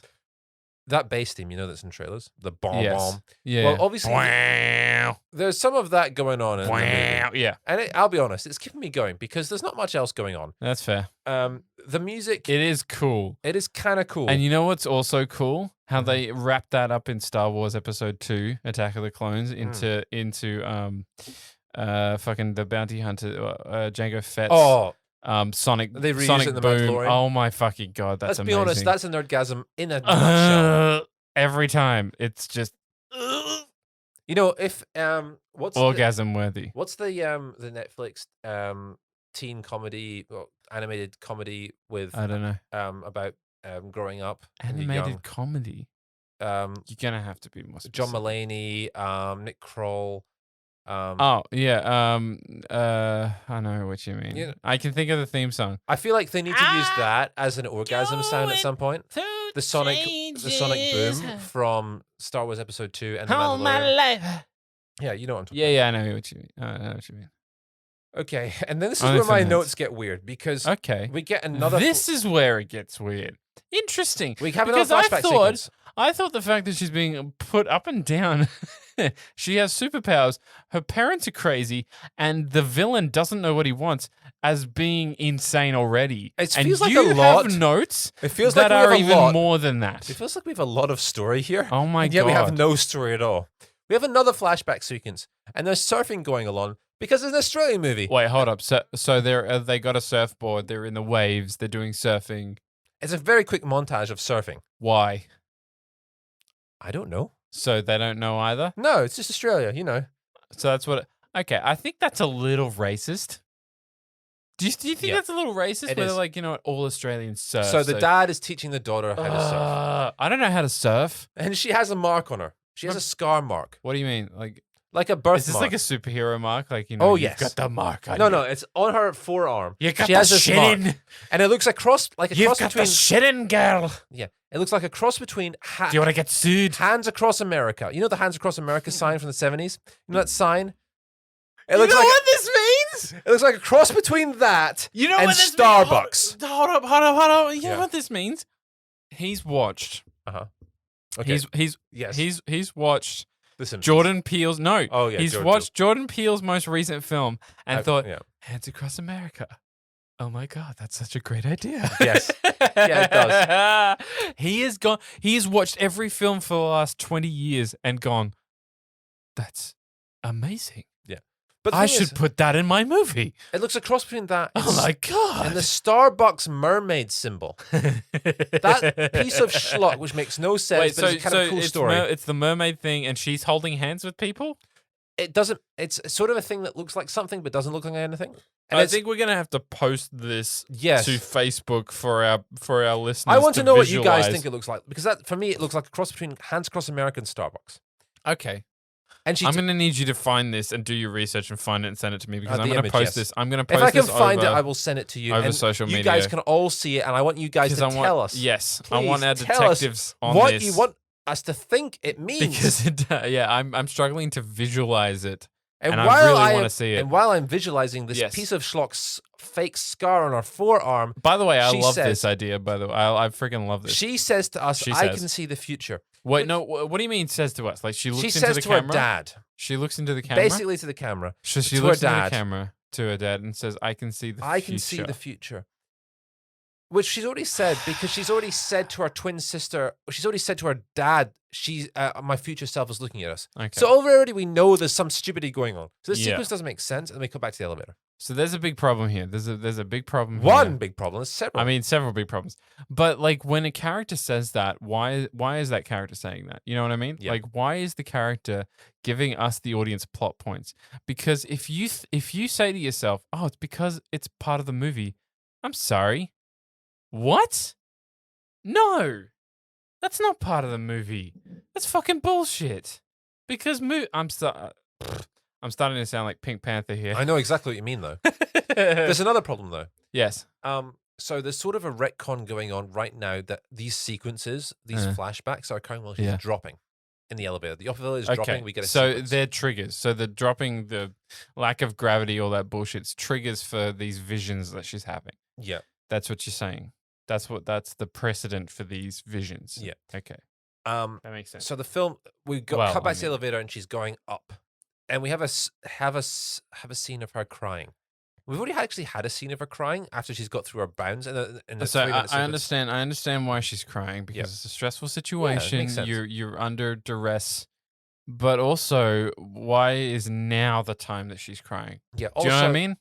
Yes. Because so many times you've got so much running through your head in a stressful situation that you actually do forget to feel any sort of like heavy emotion. Yeah. Until there's a breathing point in your stress where it's relieved and you Exactly, go, but okay, I can actually process what the just narrative happened. of the situation is she has an emotional breakdown. She Yeah. gets over it. She finds something to focus on to get her out of the situation. Uh-huh. We've actually already had that in the first sequence where she's focused on getting out of the elevator and she's Which makes failed. sense. Which makes sense. But we're back to this and she's crying again. And I So actually she's feel trying to get out again. we're actually seeing the same scene again. And this film So has it's like this problem. B-roll footage, like it's like No, a it's second not. It's a scene that different. you get shot? It's a different scene. But the problem It is does the same thing. It does the same thing, Yeah. and there's a lot of repetition in this. The elevator's going up, the elevator's going down. Yeah. There's flashbacks that don't make sense, that tell us the same thing consecutively. Right. Yeah, that's the big problem. Like, my biggest problem with first-time feature films like this Uh-huh. is that you've got... So a lot of first-time feature film directors get this wrong where they think they need to pack their film with as much as they possibly can. Yeah, exactly. And that's not true. That's not accurate. No. That's not real to life. It's not real to filmmaking either. Like, you need to be able to be concise and simplify the story you're trying to tell. Because if you can't do that, It needs focus. then yeah, exactly. You start to lose focus and you go around in circles. And like, this is the biggest problem that I had with the second Godzilla film They were literally reusing shots. Yeah. Like they were taking the same shot. The same Ghidorah They were versus putting jet plane shot. they were putting a fucking nighttime color grade over it and claiming it was a different shot when it was the exact same shot they used before. You know, I have a massive respect for people who are able to do ace things with yo-yos. But yo-yo is essentially going up and down, up and down. And this film goes up and down. I'm up and sorry, down. are you targeting the yo-yo community No, with I'm that? just saying. I don't know. It sounds It's repetitive. like okay, listeners. If you're part of the yo-yo community, I want you to go online and just dox the shit out of Scotty right now. Not that it makes any difference. Good luck finding me. Because he's barely online, but still. My I think name you guys online should is try. Jordan Pierce. Anyway, continue. on. Rude and inaccurate, but yes, let's continue. Okay, wait. You know what this film needs? Another character. Oh no! So she gets a phone call. That's Is got it a twin? No, it's not. Oh, It's what? there's a voice changer on this phone call Rip. who says it's from the CIA and he's a co-worker of her dad. Oh god damn it! You know, my first thought is Wait, hold on. Is her dad American? no, it's Australian. So why is the CIA a coworker? Doesn't What? matter. This is true. He works for the CIA. What isn't true is this is a co-worker of her dad. I thought straight away this is actually the main villain pretending to be, and it is because it doesn't. But why would he want to do that? You know that thing in Michael. What Bay movies? information do they need from this woman? You know that thing in Michael Bay movies? Yes. Where he says something, he does something stupid, and then has a character pointed out. What do you mean? He Give does me an this in example. several movies. You need to give me an example, like an actual. in the Transformer movies. Okay. It's quite often. Give me the one example involving Shia can't LaBeouf I can't- where this happens. It's in all of the movies, but I can't remember exact precise example because it happens all the time in the movies. So what happens? Something stupid happens, and then a character points it out, and you're like, Oh, just okay. because they point it out doesn't Yeah. mean it isn't stupid. Yeah. Because it's the false self-aware Yeah. theory where like a character goes, "Oh, that was really. Why were they?" I mean, it happened in Mortal Kombat recently. it did. It happened where he points out how ridiculous the name Mortal Kombat is Yeah. on the board. It's in English. that Sonya Blade has. Yeah. And he's like, "That's ridiculous. That's how could that possibly be real?" It doesn't make sense. That doesn't mean you're intelligent. No. That just means that you've pointed something dumb out to your audience to think about. It doesn't get around the problem that is ignorant. It just points out How ignorant it is. It just doubles down on it, really. It's literally like you saying something racist and then you pointing out that you said something racist. I'm not racist, but that's what I'm more saying. Yeah, that's pretty much it. But for Exact- a cultural, like we're not. Please don't think that we're appropriating that. Like it's not the same thing. No, it's we're just completely saying that people just point this out as an excuse. Anyway, continue, please. Yes. So she has the phone. yes, She has a phone that Yes. doesn't make sense. yes. Why does she have a phone the villain's put in the elevator? Also, why does she have a phone and not used it yet? Yeah. So that what whole the fuck? her having a phone, they need to have her have a phone. Yeah, How did they get around that? it's part of a plot device. Exactly. It's They part make of it- the plot. But it She still needs does it. a phone to beat the bad guy. But instead of having the phone, like, I don't know, fall through the top part of the elevator and she's like, oh, a phone. She's had it all along, which makes her infinitely, like, dumber as a character for not using it in the first place. Mhm. Do you know what I mean, audience? Yep. Do you understand what I'm saying? And also, the villain says keep your phone hidden, which is hilarious. Why? What? So the only reason he says this Is for the audience It's to know that for- she's got a phone. It's like a reminder Yeah. for the audience to be like, oh, yeah, she's got a phone. That's right. Oh, my God. I can't believe I forgot that. Now, the film does this strange thing where she asks for 2 cheeseburgers and a Coke, Huh. just to say, Is it code to her daddy? no, this is to the villain without knowing it's the villain Fucking character. hell. And the reason is, it feels like Fucking pandering. hell. It's like, okay, we can't No, make a it's McDonald's worse than reference. that. We It's can't worse. we can't make a Burger King Hungry Jack's reference. So we need to make a reference to cheeseburgers and Coke without talking about those two things. You know what? This is worse than that. This Yeah. is. Oh God, what can I liken this to? There's nothing in real life that is like this, but it's kind of like when you are playing, like only psychopaths would do this, Yeah. and sociopaths would understand this, like I as do. as a ploy, Mhm. because you were literally giving false information to somebody for no reason whatsoever. Oh, yeah. No, zero fucking reason. So whatever this bad guy is out for, like whatever he wants, it automatically now means nothing, because how can we trust a character who just wants to fuck with people? You know what I mean? Like, No, I know exactly what you mean. Let's go to the classic villain of fucking Dark Knight, the Joker, played by the legendary Heath and Ledger. Also passed away Heath Ledger. The May he rest in peace.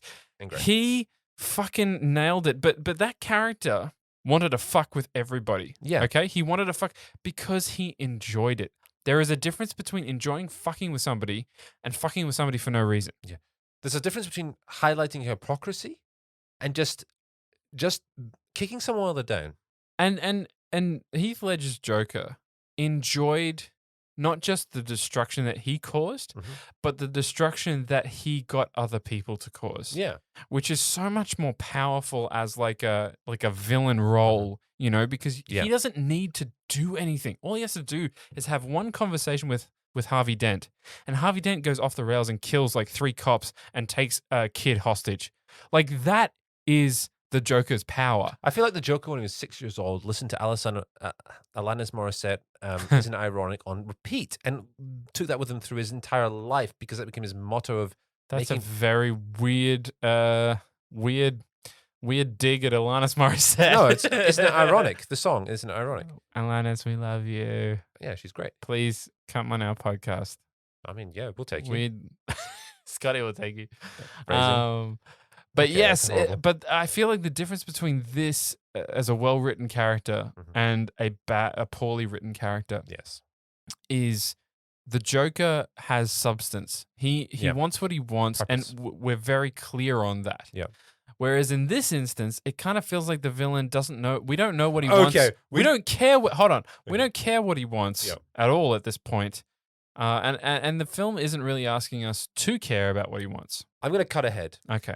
We find Wait, out. is there anything important between now and then when you cut ahead? Oh, the elevator goes up and down in this torture sequences. Okay, cool. We don't really need to know any of No. that. So yes, cut ahead. His please. motive.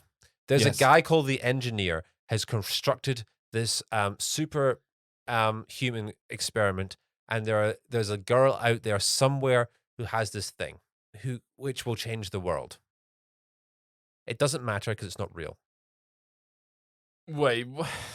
Because the engineer doesn't exist, because the dad has constructed the engineer to pretend to take away from the highlight of his daughters.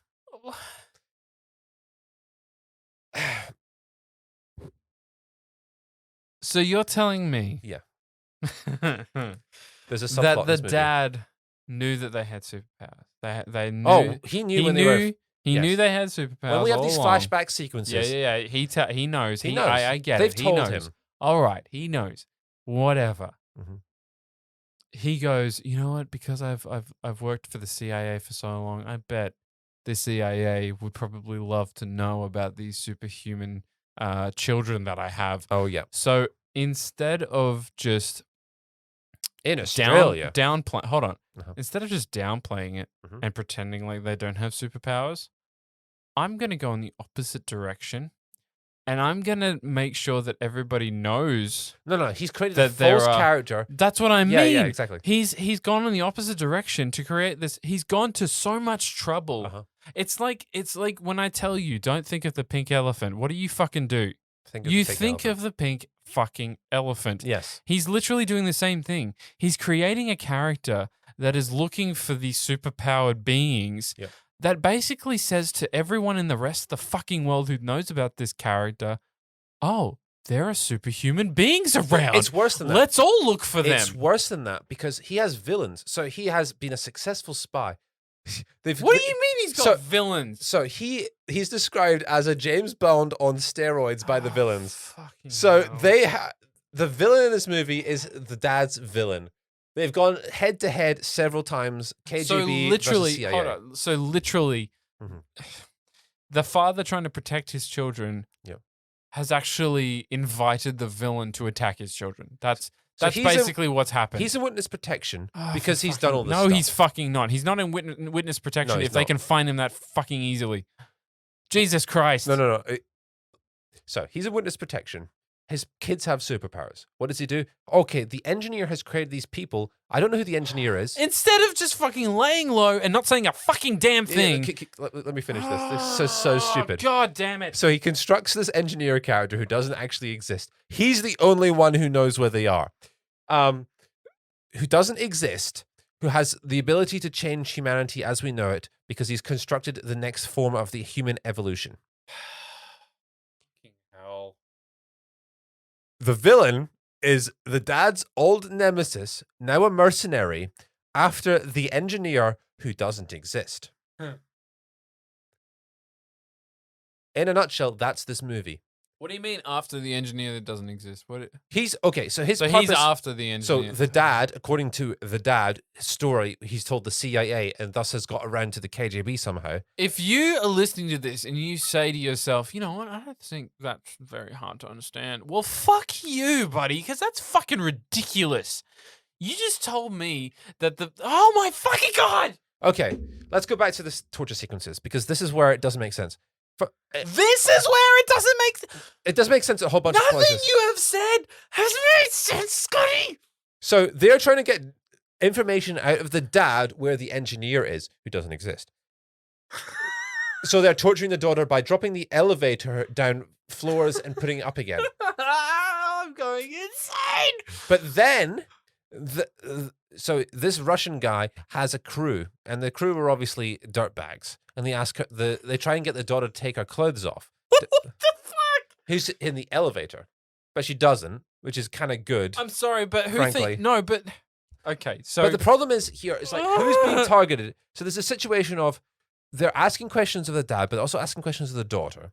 Who is the one who's actually being tortured and interviewed? Because her dad is also being tortured. He loses a finger with a pliers. But why? What do these people want? They want to know where the engineer is, but she doesn't know where the engineer is, and he's not going to tell her. Meanwhile, there's conversations between her and the villain going on where the villain is telling her, don't tell them anything you know. Actually, what do you know? And she's like, I don't know anything. What do you know? I don't know anything. This happens 3 or 4 times with flashback sequences. We get this weird flashback where her twin sister goes away. Her twin sister goes away and it disappears all of a sudden. And she has this thing where we keep getting flashbacks to a safe box. Doesn't make sense until later. It doesn't really matter. There are continuous accent changes. All of a sudden, her dad steals a gun and shoots some of the terrorists, the mercenaries. And guess what? They don't kill him. No, they just beat him up again. Continually. And I'll say this, whoever did the makeup on her dad has done a fantastic job because he does look steadily more and more beat up as the movie goes on. I'm glad for them. At least as I said, was... no, the cinematographer has mostly done a good job. Yeah. The CGI is actually pretty good for the budget of this movie. The actors, well, some of them are absolutely terrible and some are schlock. That's fine. I feel like that's acting is always going to be hit and miss if you've got a director who doesn't know what's going on. There is no direction. Yeah. There's hardly... Unless you've got like Hugo Weaving, who just does a phenomenal job every time. Have you seen The Wolfman? Have you fucking seen fucking Mortal Engines? Yeah, I have. Jesus Christ. I feel like we've done a podcast on that. Go check it out. Yeah, go check. It was first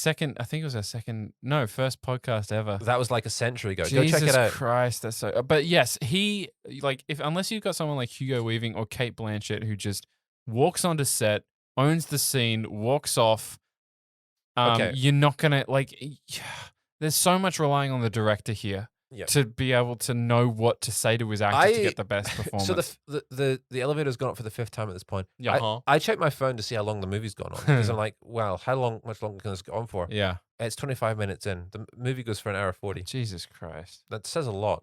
Wait, so all of this has happened by minute 25? I've cut ahead a bit. I've cut ahead a bit. But yes. But you checked at minute 25 and you realized that this film isn't even halfway done. Yeah. So I'm getting a bit drowsy because there's a lot of loud sounds when the elevator's going down and up. There's gunshots and stuff. Yeah. There's also lots of flashing neon lights from outside the elevator, which we get shots of while it's going down for some reason. Okay. I guess that makes it's sense. Dramatic, but still, it's like I'm just getting a lot of this is the stuff. problem. This is the problem. Unless you've got a character outside of the elevator shaft that's watching the elevator go down, you should not be having any shots outside of the elevator shaft. Mm-hmm. You know what I mean? You should be looking at it from the main character's perspective. because that's what gets people involved. You could have the same fucking, like, as ridiculous as the script sounds. Yeah. You could keep the script, and if you shot it differently and you directed it differently, it can still there's some good work. ideas in here. There's some good ideas. You can still fucking make this work. But the thing is, the problem is, you have no. It doesn't sound like there's any understanding of filmmaking techniques from the directing perspective. Obviously, the cinematographer knows. there what are he's some fucking techniques doing. in here incidental. Yeah. So, the hypnotist thing where they wave a coin in front of your eyes and it moves left. Yeah, right, yeah, the yeah. And grandfather you're clock. like, I'm in your Yeah, power. left Yes. and right, left and right. This film is doing that, and I'm getting drowsy. I'm going, if I wasn't writing notes right now, I'd be falling asleep, which is good because it means I've got content. It means I've got stuff to complain about. And you do, dude. You know how long we've been going? I don't care. Let's keep We've going. been going for an hour on this. Oh, This fantastic. is amazing. So I'm just in this moment. I'm just like, Yeah. wow, this is going up and down. The elevator's going up and down. The Yeah. story's going nowhere. Your brain is going round and round. And you know what this film needs? I was thinking back. There's an exit sign. Right at the start of the movie, we have this outshot, and there's an exit sign. Okay, maybe she can get out of the elevator. Guess what? As soon as I'm thinking that, she starts climbing again. This is the second time she's tried getting out of the elevator. She Yeah. completely failed the first time. She succeeds.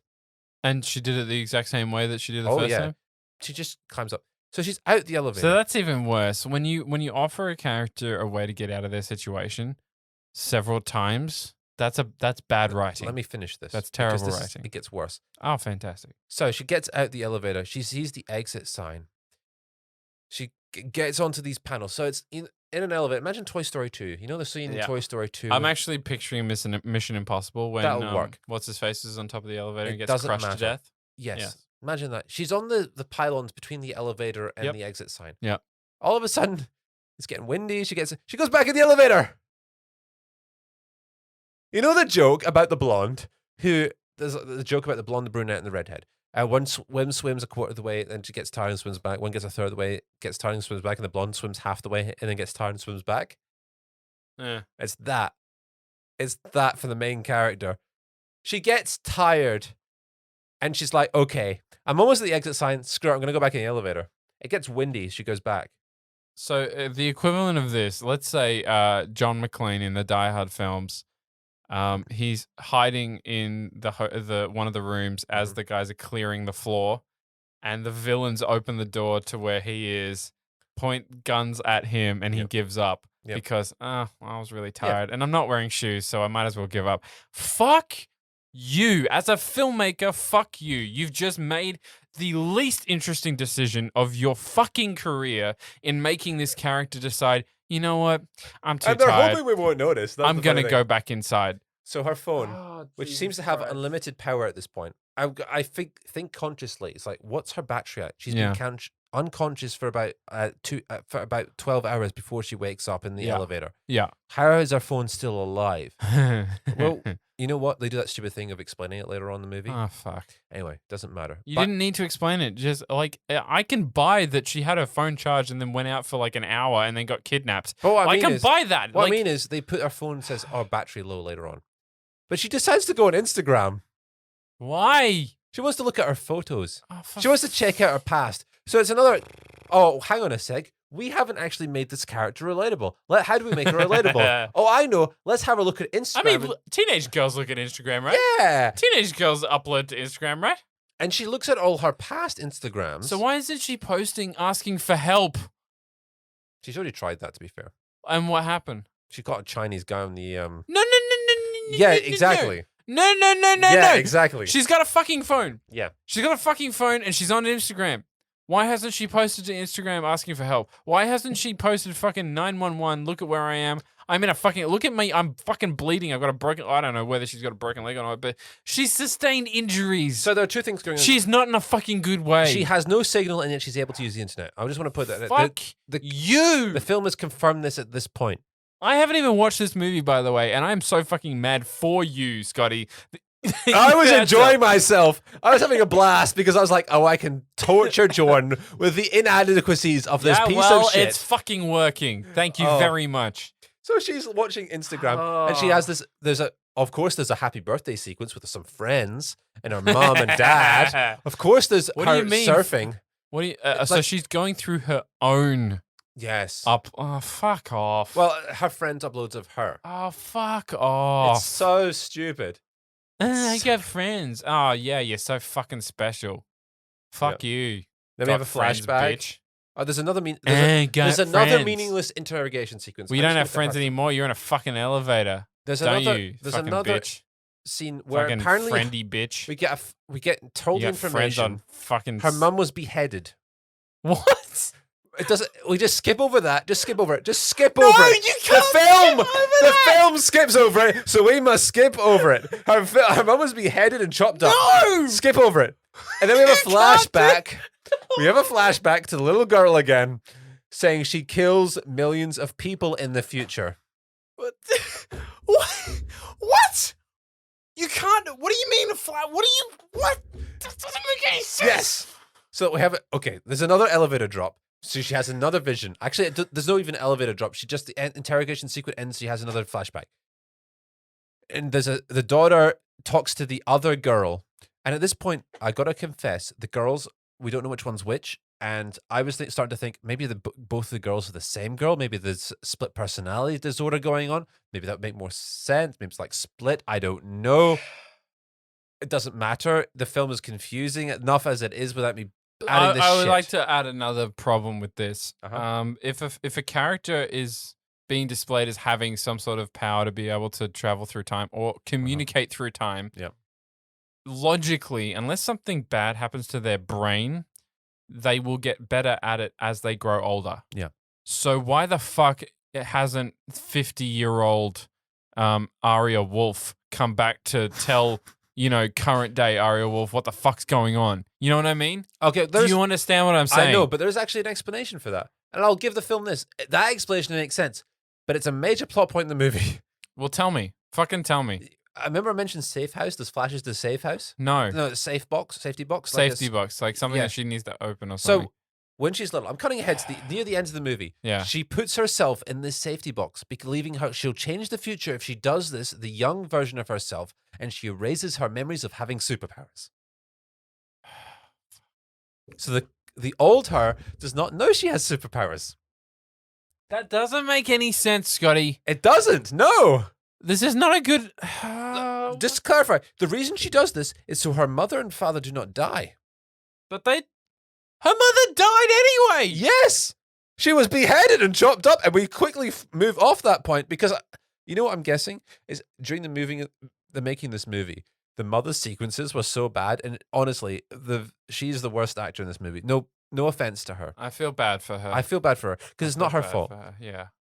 They were like, okay, hang on a sec. Even though it will make the movie make less sense, let's kill her off. So, no, I'm gonna put a pin in right there. I'm just gonna say so because I don't want to talk about what's gonna happen next. What do you mean you don't want to talk? You have to talk about what happens next. I want to leave it to the end. What do you mean? We're not at the end?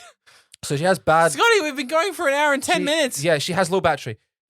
So remember how there was a Chinese guy? She was talking to a guy in Chinese. Yeah, the security, or I guess the security Yeah, guard. they get in contact again. Whether she's not being interrogated through this television screen that's magically appearing. Wait, what do you mean what? So when she's You talking didn't to her mention dad, the television when she's screen. talking to her dad, she's getting a video screen on the side of the elevator because she's hiding her phone.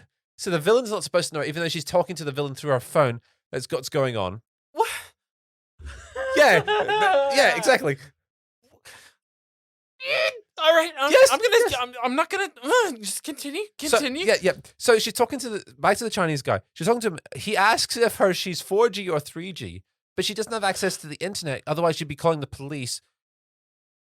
And But she they send She's got Instagram. and then the villain. So she says that to the thing, and then the Chinese guy sends guys to look for her. Then the villain contacts her again, pretending to be another guy, and asks if she's got 4G and 3G as well.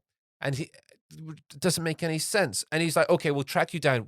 There's apparently 8 buildings you could possibly be in. This is the fake villain. This is the real villain pretending to be someone else." Yeah. We get through this. CIA bullshit. Artist. We have this beautiful overacting between the villain again. Let's be honest, the villain he's got stuff to work with. I would he's like to slocking. also point out that the villain, George Buress, is a footy player. This is his first role Yeah. in a film ever. Oh, good for him. He's having And fun. he's doing better than a lot of the other professional. I wouldn't say he's doing better, but actors. his role is more enjoyable. He understand. What I'm saying is, Yeah. he seems to understand the fundamentals of what he's doing more than a lot of the other characters that you're describing to me. Obviously, I haven't seen the film, Yeah. but what you're saying to me is, it sounds like he understands fundamentally what he's doing and why he's doing it more than some of the other cast. Is Yeah. that Yeah, no, that's would fair. that be accurate? I'd also like to point out at this stage that in any sequence where it's just her, there's some moaning going on. This is the biggest problem with men who direct, and I know it sounds stupid coming from me because I'm a man, but Mhm. men directing female main characters is, I mean, we saw it in Ghost in the Shell. Yeah. we did. Like, and also another Scarlett Johansson It's film. a Michael Bay thing of where the camera is. It's not just where the camera is. It's like, what do I want my male audience to know right now? Yeah. And or feel right now, and I want them to feel elated or excited. And they make their female characters, they over-sexualize them in almost every instance they can. Yeah. And that, like, I don't give a shit if you make a bad film. That in itself is just a cinema sin that I can't abide Do and you I know don't what- care for. Do you know what audio mud is? No. What is that? It's when you got distortion and there's a bit that sounds off. Okay. Yeah, it's like it's a bit over distorted. So it's poorly recorded? No, it's badly added, and sometimes it makes sense to have mud in the audio. Right. It's like it's that bass level where it's just extra. Yeah. So they have that from time to time, and it during about 2/3 of the movie, it gets in when the elevator drops and stuff, and and the film is so slow that these sort of things I pick up on. Yeah. I mean, you did study audio engineering. I did. So I, makes sense I haven't that you made would much use be- of it, but yes, I yeah. did. yeah. What the Uncle fuck, Jack- man? I'm the Yeah. one that's doing all the editing as well. What the Don't break the Christ. fourth wall. Uncle Jack. Don't break. Fuck you. Yeah. Uncle Jack is the name of the villain when he's being a good guy, if that makes sense, on the phone to her. Why is? Oh, that's creepy. It is a bit creepy. That's creepy. Don't worry, honey. Uncle Jack. He tells is her on the here. phone not to leave the elevator so they don't kill her dad. Isn't 'cause that? they I'm wanna pretty keep her sure dad that's. alive. I just want to sidetrack for a bit. Mhm. On Always Sunny in Philadelphia, Charlie's uncle is Uncle Jack. I'm pretty sure. Yeah. I'm like 90, Yeah. 98% certain. And there's a whole plot line where Uncle Jack has molested Charlie when he was a kid. Yes. And that's creepy as fuck on any fucking level. And it works for Always Sunny because it's about shitty people doing shitty things. But when you're making a film that sounds as serious as this, Uh-huh. that's a problem. Yeah. That's a very big fucking problem. Yeah. So we have this moment where she's staring at her dad and her dad's staring back through the computer screen. And it's kind of nice. It's like we have this moment where it's like, okay, they actually care about each other. He looks generally beat up. Once again, kudos to the makeup department. And the acting. Johnny Pazvolsky. So once again, she tries to get outside the elevator Uh-huh. and she drops her phone. And this is a major thing. She drops her phone and of course it conveniently lands on a little sleeper along the edge of the elevator. So she goes and gets it and comes back in and, oh, well, that was a sequence. Let's continue on. What do you mean? It's like she was edging out over Oh, the- yeah, this is dramatic. It She's- took ages to Oh, get her phone yeah. back. Mm-hmm. But you had your phone already and you could have called for help. Why is it And her important phone's almost dead now? of battery at this point. So during these sequences, I've mentioned the safe box. The other sequence she's had is either her or her sister. I can't tell the difference. Nobody Up- can. It doesn't matter. Blowing up a nuclear power plant and absorbing its energy. Wait, what? It doesn't make sense. You can't say that and just say it doesn't. It doesn't make sense. It doesn't make sense. It's a split second. What do you mean? That image, the image in your head is in the movie when the elevator falls during a dream sequence and it comes back up again and during the cuts. Good for the editor. You know what? Kudos to the editor. If you want to make us feel Oh my! I confused, feel bad for the fucking editor. Can you imagine what they had to do in order to appease this fucking mad titan of a director? Yep. Jesus Christ! They had to. What the fuck? Oh, Jesus Christ! during It one of doesn't the make any elevator sense. drops, we get a shot of the escape sign, and there's a stairwell next to it. Oh, there's a stairwell. Why didn't you just go to the stairwell? I'm thinking that in my head. Doesn't matter. Doesn't matter. So she doesn't go to the stairwell. I'm guessing. No, she doesn't. So where does she go? Okay, let's cut ahead. Where does she Go, We have- Scotty. Okay, I'm just going to skip ahead. We have lots of torture. We have lots of things happening, but the story's just going around and round and round. It's telling How us is the there same more thing. torture if she's out of the No, elevator? not her. Her dad as well. Oh, fuck. She finally gets caught on the phone, but doesn't matter because they knew all along. Yeah, Even of though she course. doesn't know they knew all along, but we all knew she knew all along if we were paying attention. But even then, it doesn't matter if we knew that Her- she knew all. The they knew baddie all is along. apparently distracted by something off screen. She has a nice 3-minute conversation to her dad, where her dad says, like, I love you, kid. Don't tell anything. It's Fucking hell. I hope, and this would be the cherry on top of this movie for me. Mhm. If I was, going to make this movie worse, but for a good reason, like Yep. to make it so bad it's actually interesting and entertaining. Mhm. The dad is the villain. that would be better, wouldn't it? That would be amazing because then it's like it's literally nothing in the movie made any sense. And it's okay because the dad is the fucking villain. You know what's And better? that would have been so fucking hilarious. You know what's better than this? What? You know what this movie's about, right? No. A girl stuck in an elevator. Yes. She's superpowered, right? Yeah. So what do you think is going to happen at the end of the movie? She's going to use her superpowers to destroy the villains or something. I No. mean, logically, that's where I would put it. Yeah, but it's better than that. What do you mean? What? At What the- happens? Okay. She disappears. I'm going to cut to the end of the movie. She disappears randomly from the elevator after her. So what happens is I thought her you said dad she escaped from she the and her elevator. dad. Yeah, she's back in the elevator. She and her dad. Why is she back in the elevator? Doesn't make any sense. She and her dad have this 3-minute sequence where her dad tells her, check on the phone, there's something that will trigger you. Oh, he doesn't say that in those words. But she listens to this voice memo when her phone is at like 1%, and all of a sudden her memories come crashing back to her, and her powers are awakened, and she becomes the elevator. She manifests into her atoms No. disappear. No! And her face appears No! on the elevator. No! And then the villains. Oh, wait, hang on a sec. The cops have found us. The Chinese people have found us. No! Shut the fuck The up! elevator goes to the villains. No! And the villains take the elevator. And what happens when they're in the elevator? Oh, no. They die. No! Except, no, wait, it's going to get worse. No! It's going to get worse. So, the main villain's like, okay, hang on a sec. This isn't working. I'm going to take the stairs. He takes the stairs. Okay. She manifests herself back into her human form, talks to her dad. It's like, find your sister. Together you're more powerful. Cut to credits. And now all those no's you're saying, I am saying. Because this film is setting itself up for a fucking sequel. This film sets itself up for a fucking sequel. I have watched 1 hour and 40 minutes of a film. It does not give us a whole story. It goes round in circles continually. And I have to wait for a sequel that is never coming because no one in their right mind would give us a fucking sequel to this movie. Oh, I want to apologize to my neighbors right now for the amount of noise we've made over the last 20 minutes because it's been a lot. But rightfully so. Darth Vader. No!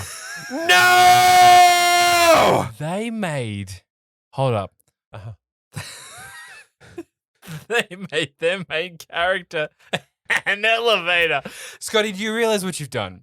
Yes. 2 times. Yes. 2 times. Yes. You have made you have watched a movie where the main character turns out to be something Inanimate. not inanimate, but something else. Something else indeed. Something fucking beyond comprehension. First we had, Jamie Dornan turning into a fucking bee, which makes 0 sense. Like he should be humping flowers. He Yes. should be fucking them. Doesn't make any sense. And now you've brought to me Too much image. Arya Wolf turning into a fucking elevator. Yes. She's a fucking. What do you mean by her face shows up on the on the screen So, or like, on the door or like is it like an acid You know, in etch like or something? early noughts sci-fi movies, how there'd be these images, AI images on things, in like sci-fi a movies. blue, like Yeah, yeah, like the that. Matrix, how Yeah. they got the numbers. I'll be honest, the and sci-fi's the 001001111. and she Yeah. she appears on top of that. Like, so what happens is that you have this CGI sequence of her atoms like dispersing, and we don't know exactly what's going on. And then they get on the elevator, and her face appears on the other side of the elevator, like it comes out 3D style, and Like then they with die. from the elevated textures or Yeah, something. exactly like Oh, that. fuck off. All right. Look, I was willing to give Antoine Furlong the benefit of the doubt for most of this, and then you said she turned into a fucking elevator, and I was like, fuck Antoine Furlong. I'm sorry, dude, but you just fucking stick to business, please, for the love of everything business related, film related, art related, everything. This is not your forte. I'm crying in the cinema. You should not be making movies. But also, at the same time, I will pay to watch another of your films. Thank you, Antoine Furlong. Do not do this, but thank you. Continue to do this. Please do this. I am because, live. Oh my I'm God. crying. I'm crying in the cinema because it's like, this is so perfect. I can torture you, Jordan, And you and the audience. I with want this. to kill myself. I can because of torture what you've you, done. but I'm being tortured by We this experience. have been talking about this movie very loudly and very drunkenly for an hour and 20 minutes Praise the editor. and 40 seconds. Uh-huh. And I have to edit this. I know. I have to go through. Oh my fucking God. Please put this at 1.25 speed. That may just make the whole thing better. No, I'm not. I think the audience deserves to listen to this at the same speed But that yes. we are experiencing. I'm walking out the cinema and I'm praising the Lord. I'm singing his hallelujah to the prize things that I do not see The Voyagers. cinema gods Because I do not have see the smiled piece of upon shit you. that is Voyagers. And I have witnessed this piece of amazing cinema where the lead character has superpowers and becomes an elevator in a Of film all things, all she about being becomes stuck an elevator. in an elevator. Oh my God. Ah. All that's left. I just want to say Mhm. thank you for biting the bullet and taking this one, because I don't know. I feel like I'm on this side of things where Yeah. I haven't seen the film. Uh-huh. I feel like I'm right where I need to be. I'm thinking I of feel the like money I I'm in a paid good- on this movie. Yeah, I bet you are. And I'm thinking it's worth it for this experience. Wow. And for you, the audience. And you know what? All that's left now is to return it back to the studio. Yes, Where some guys. sober human beings await to complain that that this ever happened. And to wrap up the podcast, thank you guys for listening, and you'll hear from Drunk Us next month To Jammy Donut Shots! to Jammy Donut Shots. And we're back. Did you guys enjoy? Did you enjoy? Did No. you enjoy it as No. much as I did? No. Oh my God. Actually, I did not have to see Voyagers starring Lily, what's her face, Depp, and all those other people. Lily Rose Depp. Thanks to having to watch that film. So I am happy. Well, I mean, you didn't end up watching it, so you don't know how good it was. Yeah, But anyway, I- Lily Rose Depp aside, would you like to know the answers to those questions? why not throw us those answers to those questions? Actually, did you know? Do you know what movie Brad Pitt's been awarded a producer award for? I feel like it is. I feel like it's an independent film, or it's close to it's Yeah. one of those. It's one of those like maybe a foreign film. No, Because I know he's produced quite a few. it's for 12 Years a Slave. Oh yeah, that's right. Yeah. He was a producer on 12 Years a Yes. Slave. Yes. And that's For those his of- only win. For those of you who don't know, Brad Pitt is a huge champion for minority filmmaking. Yes, he is. He's been so fucking awesome with helping even Korean cinema come to fruition in the Western world. I mean, it's so good. And let's say right now, people like Brad Pitt and Quentin Tarantino who have done this, we should be so grateful for, because Yeah. They've helped expand filmmaking to a point where techniques and stuff like that across the board, from post, pre-production, everything And late January, from overseas markets and Yeah. brought it into the mainstream. at the end of January, I rewatched Parasite again. It's just a It great is movie. such a good movie. It's just such a good film. Samuel L. Jackson, Yes. he has done so much. Yes. Do you know what the movie is that he's been nominated for? I think it's It is the kind of the one. it's the Quentin Tarantino. Yeah, it is when Yeah, it is. It's Django Unchained. No, It isn't? it's Pulp Fiction. Oh, it is Pulp Fiction. Yeah. See, it was either Django Unchained or Yeah. Pulp Fiction, and I was like, what recently won a lot of awards that Quentin Tarantino did? 'Cause- Yeah. Yeah, it's exactly. yeah. And do you have any idea how many times John Williams has been nominated? Oh, I'm gonna say 12. It's a lot more than that. Yeah. It's 52. 50 fucking 2. Jesus Christ, John. Yeah. Jeez, he's like in his 80s now, and he's probably still going to get nominated a few times before I think he's he officially kicks the butt. retired, but Bullshit. He's going to do some. I think he officially retired before episode 7 came out as well. So Really?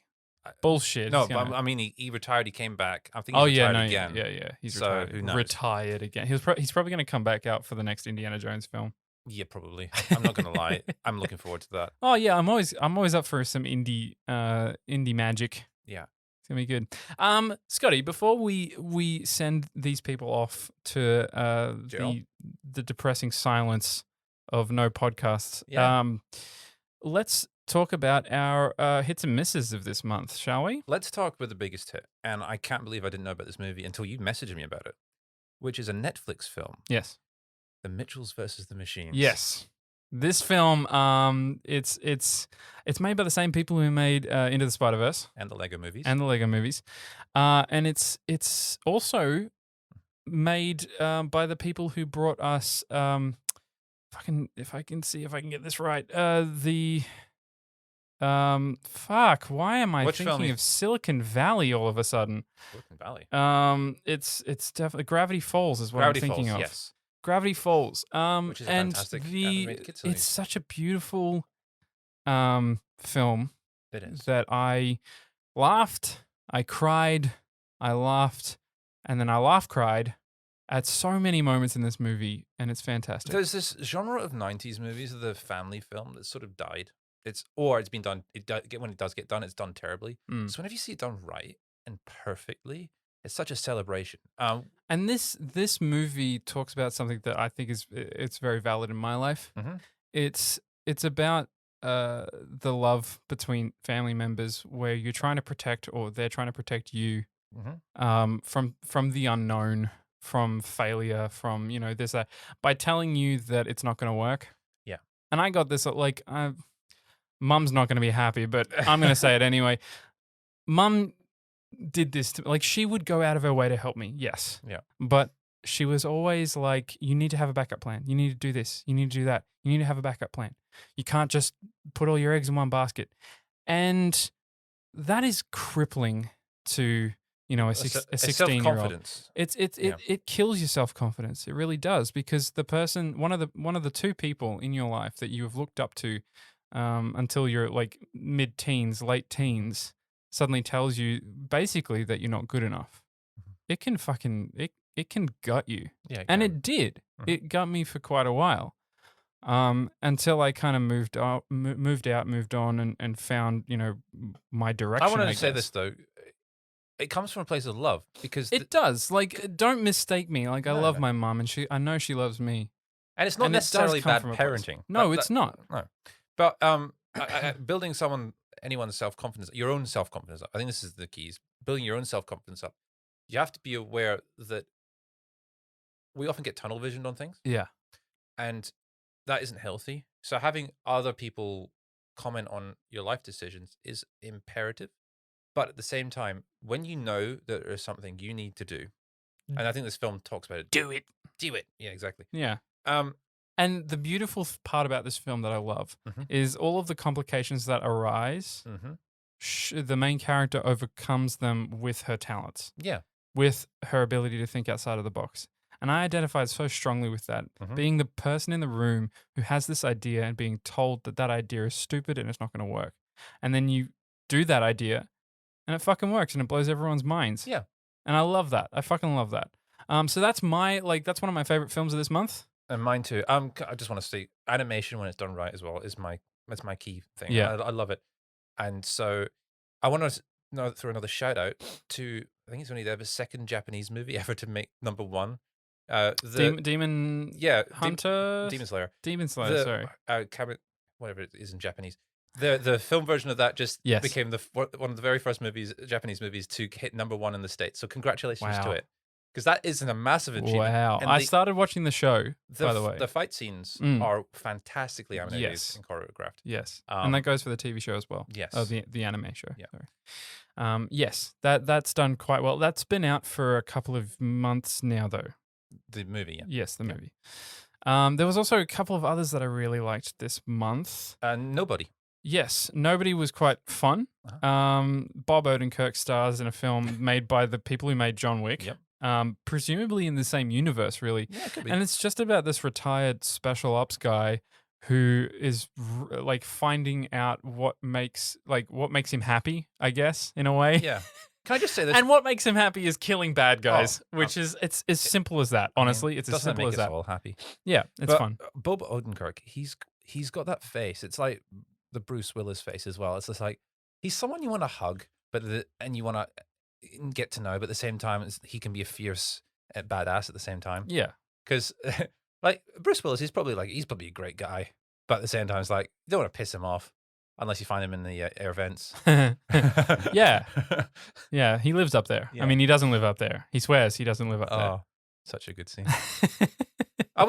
We just love that production. Sony, is it Sony Animation Pictures? Sony Animation Pictures. They've yes. done a fantastic job. Yeah. Sony should be very proud of them. Well, letting Lord and Miller do their thing, Yeah. I think, is one big thing that they've done right. But I think what they've done is also let them find the right talent. Yes. Because I think that's been the key. Is it's not just Lord and Miller. It's Lord and Miller finding everyone else in that. Exactly. Yeah. Exactly. And letting them work within that sphere is fantastic. Another film that I really liked this month was The Courier.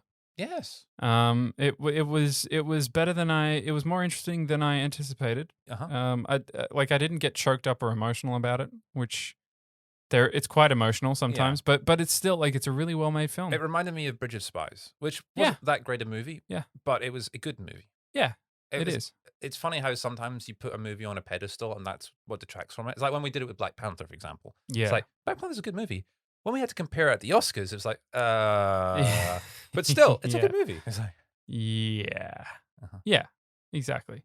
One of the so that's our, I guess that's our favorites. I mean, you got any others that you can think of? 6 Minutes to Midnight, I didn't end up watching. There were a few other movies that they came and went, and I think that's the key. Is like Oscars took over. Yeah, for Oscars me. did. Yeah. So it was the big action films. Oh, Mortal Kombat is the other one we saw together. Yeah, we'll talk about that in a sec.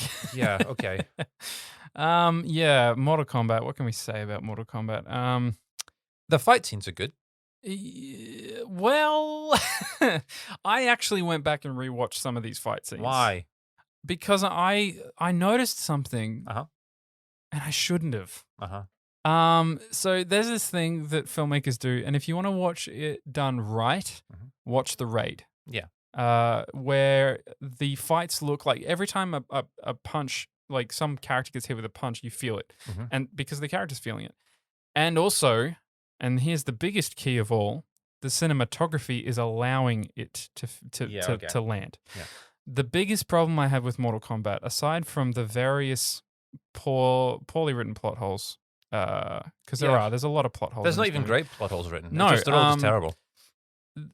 Is the cinematography. There are scenes where you have characters fighting who are like literally their fist is a foot away from the other character's face. Oh dear. And the character getting hit pretends to be hit, and it's right there in your face. You can see it, and I was like, "Are you fucking kidding? Like, oh, come on, like."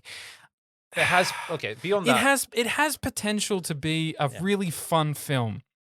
There's like three different ideas in that movie that don't work together, and it kind of shoots itself in the foot because we start with Scorpion and Sub-Zero as human beings back before they got transformed and shit. It must be this old school. It was really cool. It was fucking awesome, and I was like, okay, all right, I'm here for this. More of this. If the whole contention of the film is these two characters going back and forth against each other throughout the ages, that's fucking sick. That's awesome.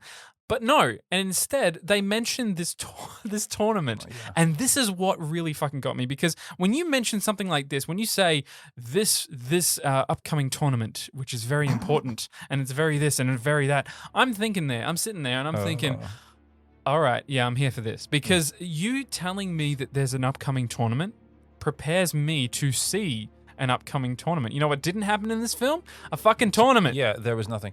You know what? When I thought blow up a balloon. This is what I thought was going to happen. This is my idea of what the perfect Mortal Kombat film would be. So throughout the whole thing, you've got all of these characters, and this is how I thought it was going to start. They wanted a new character to kick this film series off with, and I completely understand it. That's a fucking great idea. It is. Because you are not tied down to any of the characters in the video game where you have to make them exactly how the fans want. You know what I mean? Yeah, exactly. And how the other characters interact with this character is how you can build them. Exactly. And so you start with this character who has no fucking clue what he's doing and no idea where he is with this fucking dragon birthmark on him, and he gets teleported into this tournament. He has no prior knowledge about what's going on. Zero. He knows nothing, just like the audience does. And so he learns more by talking with Sonya Blade and Jax, and they're kind of like saying, well, I mean, this is a tournament, and if we lose, the Earth gets plunged into darkness, and these demon things take over. There are stakes suddenly, big stakes, and they're not stakes that they're talking about. It's stakes that are evident in how the characters are acting, and so we go through this tournament, and this guy is being trained up by his teammates. And he fucking sucks. Like, he's terrible.